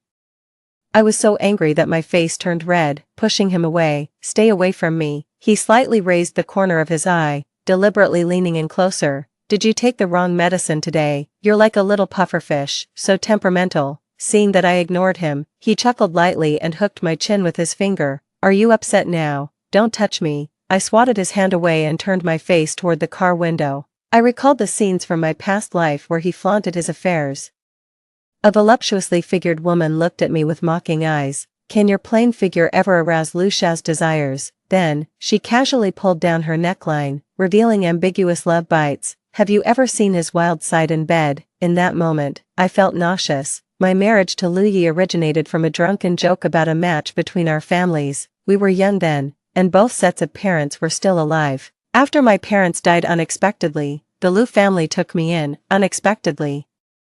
Lu's father, a man of his word, pressured Lu Yi to marry me after we graduated from university. Perhaps due to the pressure, Lu Yi didn't refuse, and I wasn't against the marriage either. After all, I was vain, and Lu Yi was undeniably handsome, even without love. Just having him as eye candy was a pleasure. I thought I could overlook his philandering, but reality proved otherwise, and deep down, I realized I genuinely liked him. I actually liked a scoundrel. This realization was something I couldn't accept, so I immediately asked Lu Yi for a divorce and moved out of the Lu household without delay. As the car drove on, I was aimlessly unsure of where to go, until a truck coming from the opposite direction hit me, and I woke up back in my high school days. The first thing I faced was Lu Yi mocking me about my bean sprout-like stature, hitting my sore spot once again. Perhaps because I was a premature baby and often sickly from a young age. My development lagged behind my peers. I always appeared much younger than my age, even though I was taken back to the Lu family 3 years ago and received meticulous care. My physical development still hadn't caught up with others my age. Alright, it's all my fault. Have some milk to cool off, Lu Yi said, handing me a bottle of milk with a tone of coddling a child. I was so angry I wanted to smash the milk bottle on his head, whether it's the Lu Yi now or 6 years later. He is equally annoying. He kept pestering me with chatter, playing with a lock of my hair as he spoke. When I finally couldn't control myself and kicked him towards the other side of the car window, he suddenly told the driver to stop by the roadside. As the car window rolled down, I heard Lu Yi whistle towards someone on the sidewalk. Hey goddess, need a ride? Looking sideways, I saw Jiang Ruan, dressed in a black leather skirt and carrying a guitar case, exuding a distinct personality. She was the campus goddess of University A, and Lu Yi often visited University A to pursue her. Despite his poor academic performance, he boldly claimed he would get into University A for her. Jiang Ruan didn't notice my presence in the back seat and was about to open the car door. Lu Yi pointed to the front passenger seat. Goddess, please sit in the front. My little friend here is throwing a tantrum and won't let me get close. Jiang Ruan turned her head towards me and nodded with a smile. Once she got into the car, Lu Ye's attention was completely drawn to her. All I heard were his compliments about Jiang Ruan. He commented on how pretty her skirt was and how nice the little braid by her ear looked. Indeed, Jiang Ruan was beautiful, fitting all of Lu Ye's aesthetic preferences. Unfortunately, in a previous life, Lu Yi couldn't decide on his own marriage, and his dream of marrying the goddess was thoroughly shattered. Jiang Ruan had joined an off-campus band, where she was the guitarist. They were scheduled to perform at a pub tonight. She invited Lu Yi and me to watch their performance. I politely declined, using the excuse that I needed to go home to study, but Lu Yi disagreed and irrationally dragged me into the pub. All you know is studying. You're becoming a nerd, he said, facing Lu Yi, who was already 1.8 meters tall. I felt as powerless as a little chick. Other than calling him a dictator, I had no way to fight back. After we sat down, Jiang Ruan left for backstage preparations. After a few soft love songs, it was Jiang Ruan's band's turn. Different from the earlier sentimental tunes, their sound instantly electrified the venue. Even I couldn't help but be captivated. Jiang Ruan on stage, playing the guitar, was immensely charismatic. When a girl acts cool, boys really can't compete with her. I had to admit, Lu Yi had really good taste. Jiang was someone even I admired, a hand waved in front of my face.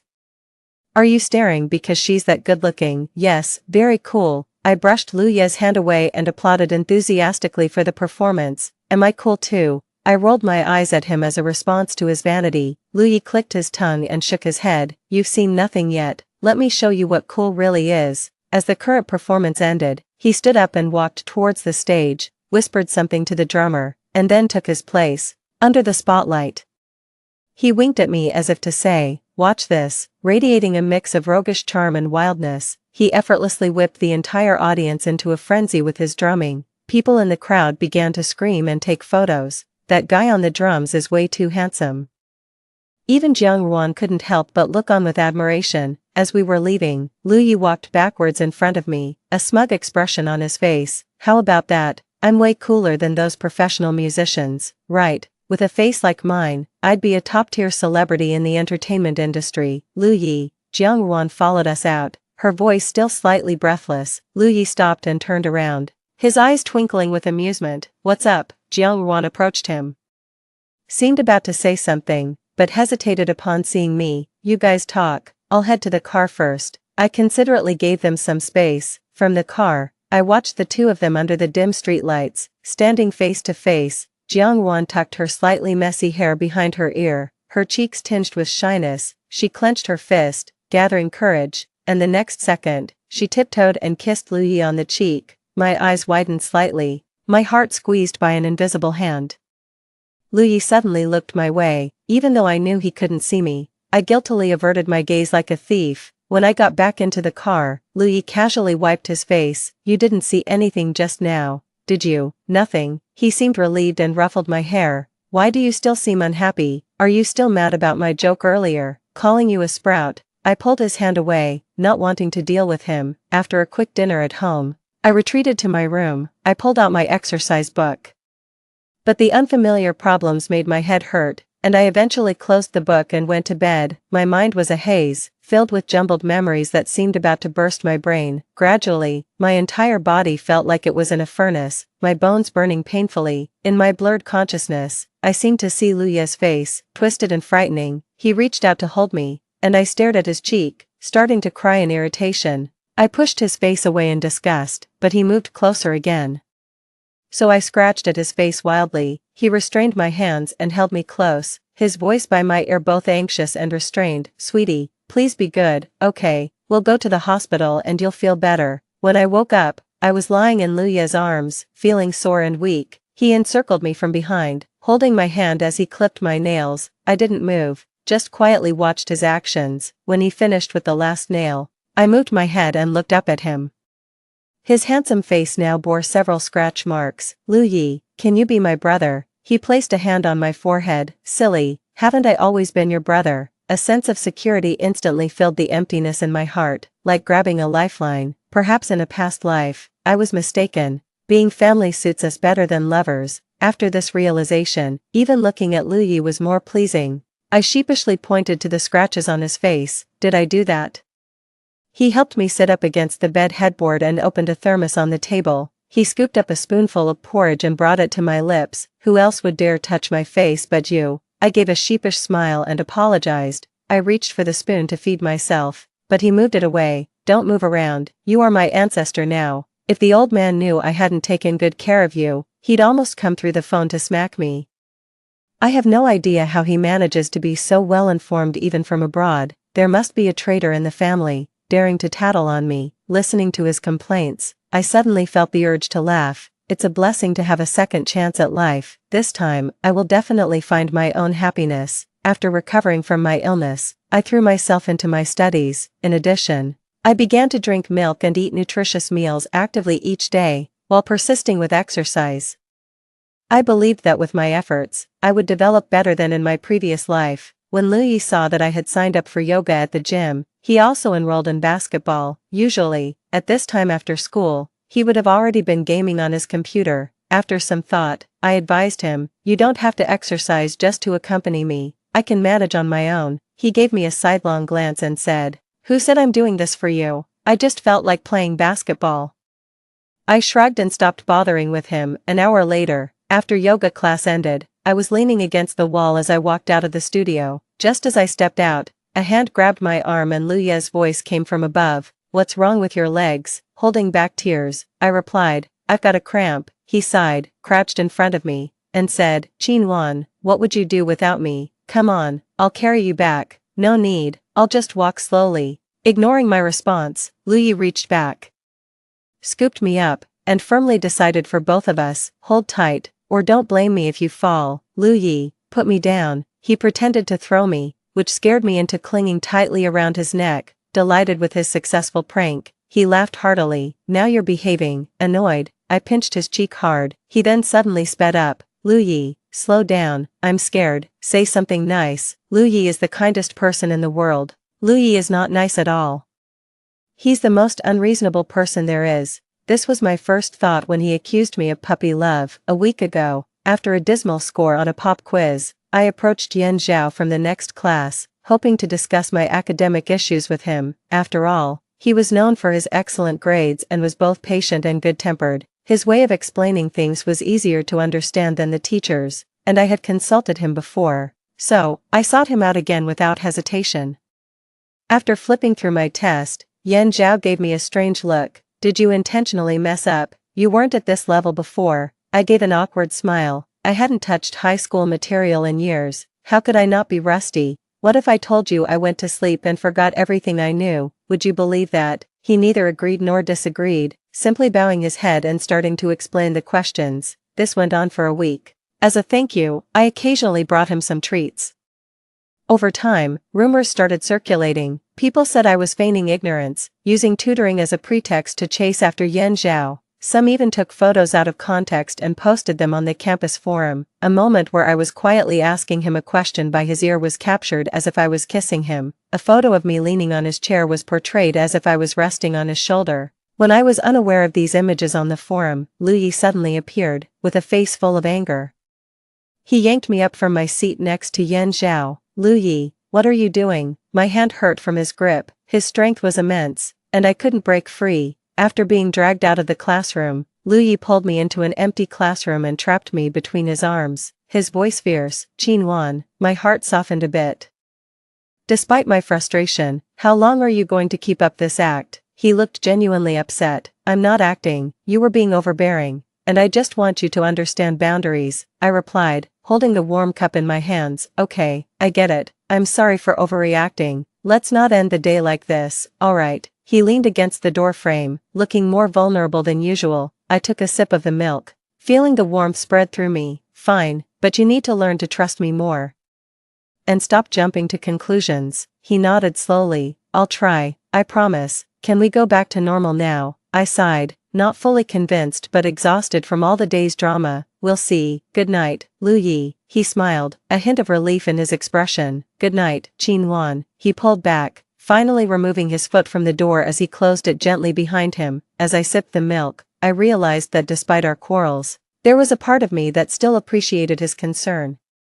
However misdirected it might have been, tomorrow was another day, and hopefully, it would be less eventful. I froze for a moment. When my parents were still alive, that was how they called me. After their passing, I withdrew into myself for a long time. Having just been taken in by the Liu family, I was very cautious and hardly dared to speak. At night, I would hide under the covers and cry, closing my eyes. I would see the scene of them leaving me. Crying would always lead to fevers and sickness. Luyi somehow learned this nickname, and he would always use it when I was ill. He'd coax me to take my medicine and get my injections, and it was only during those times that he acted like a truly caring big brother. Remembering how he took care of me in the past, I silently took the cup of milk from him. "This won't happen again." His eyes lit up, and he immediately swore. "I promise I'll always trust you unconditionally from now on." Knowing he had upset me, Luyi became especially attentive. The next day, the young master surprisingly didn't stay in bed. Instead, he got up early to wake me and even went as far as to squeeze the toothpaste for me. After I finished washing up, he mysteriously guided me to sit in front of the vanity mirror. "Today I'm going to do your hair." I was almost scared to death when I heard this. "What, did you take the wrong medicine?" He clicked his tongue. "You don't trust me." I've actually spent a long time learning, a grown man learning to do hair.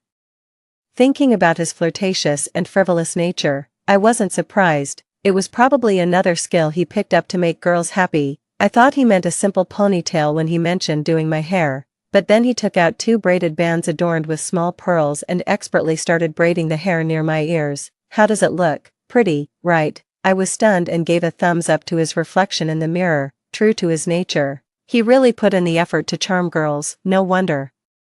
Despite his playboy traits, so many girls still liked him. If he were ever truly dedicated, he could be called a living legend. 12. On the weekend, Yan Zhao came to the Lu residence to see me. Upon seeing him, Lu Ye's face darkened by 3 shades. As a top student, surely you understand basic pleasantries, right? Yan Zhao pushed up his glasses and calmly stated, Lu, perhaps you're not aware, but I've been hired by your mother as Qinwan's tutor until the college entrance exams are over. Lu Yi clearly didn't believe him, but before he could react, Mrs. Lu came downstairs. Seeing Yan Zhao, she warmly invited him to sit down. Mom, are we going bankrupt? Why hire such a mediocre tutor for Qinwan? Mrs. Lu glanced at him disdainfully. Yan is not like you, who only knows how to indulge in pleasures. He has already self-studied all the high school curriculum. I knew this very well, having seen it in my past life, while all the other students were buried in their books. Yan Zhao was already leisurely studying university-level materials. I asked him why he didn't just skip grades and take the college exams. He said he wanted to experience high school life. I don't like this tutor. Get another one, Lu Yi grumbled. Mrs. Lu elegantly sipped her coffee. It's not for you to decide. As long as Nuan likes him, if you don't want to study, go out and play with your friends. Don't stay home and disturb Nuan's studies. Mom, am I even your real son? I've been wondering the same thing. In what ways do you resemble your father and me? Seeing Lu Yi defeated, I secretly chuckled. After greeting Mrs. Lu, I invited Yan Zhao upstairs to the study. Not long after we closed the door, Lu Yi followed, seemingly having a sudden change of heart, declaring that he wanted to study with us. Yan Zhao and I exchanged glances, not taking his sudden interest too seriously. 13. After forcefully inserting himself between me and Yan Zhao, he devised a new study method. If I had a question, Yan Zhao would explain it to him first, and only after he understood it would he explain it to me. He claimed, this way, the knowledge will stick better. I leaned heavily on the desk and sighed. Lu Yi, wait until you understand before explaining it to me. The dish has gotten cold. Who are you looking down on? I'm not stupid. I just don't want to study. Indeed, Lu Yi wasn't bluffing. He was the kind of person who got it right away.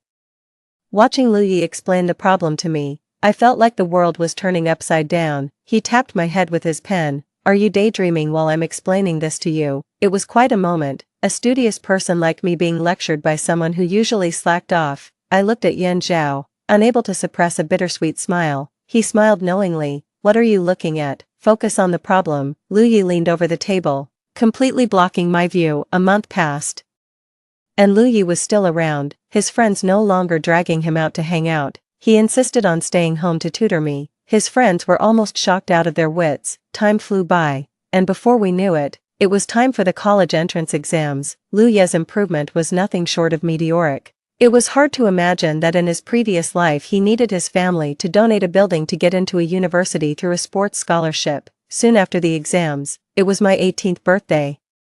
The Lu family threw me a simple and warm birthday party. They invited classmates who were close to me. Everything was almost the same as in my previous life, except this time Yan Zhao was also there. After the dinner party, I walked them to the door. Yan Zhao, lingering at the back, presented a small gift box to me, a birthday gift. I hope you like it. I was pleasantly surprised. I thought those books you gave me were the gift. Isn't it more surprising to lower your expectations before giving the real gift? I couldn't help but laugh. Indeed, his presence was the biggest surprise of all. He was the unexpected that I had anticipated. Open it and see. If you don't like it, I'll get you another. I wondered what a top student would gift. My curiosity piqued. When I opened the gift box, I almost burst into laughter. Do you think it's tacky? I shook my head with a smile. No, I love it. After all, who wouldn't like gold? Yan Zhao laughed too. There are 2 ways gold can form. One is from the death of massive stars in the universe, and the other is from the collision of neutron stars. 2 entwined neutron stars in a timeless stare explode in an instant at the end of their gaze, causing ripples through the universe and scattering gold across the vast cosmos. Such explosions of neutron stars occur once every 100,000 years. making gold a romantic embodiment of the galaxy. I held the gold rabbit necklace in my palm. Is this a science student's idea of romance? No, if it were anyone else, I'd just say gold retains its value. The atmosphere turned subtly profound. Nuanuan, let's apply to be university together. Holding the necklace, I thought of Lu Yi and shook my head to clear him from my thoughts. After a moment, I replied, okay. I returned to my room and immediately ran into Lu Yi. He makes you happy with a gift, but you won't even glance at mine. Who matters more to you? I felt guilty remembering how he wanted to show me my gift early this morning, which I had declined knowing what it was, a room full of princess dresses. I remember in my previous life when he took me to see it, I was stunned. Lu Yi, are you planning to start a wholesale clothing business? He looked disappointed. You don't like it? I'm 18, not 8, I'm past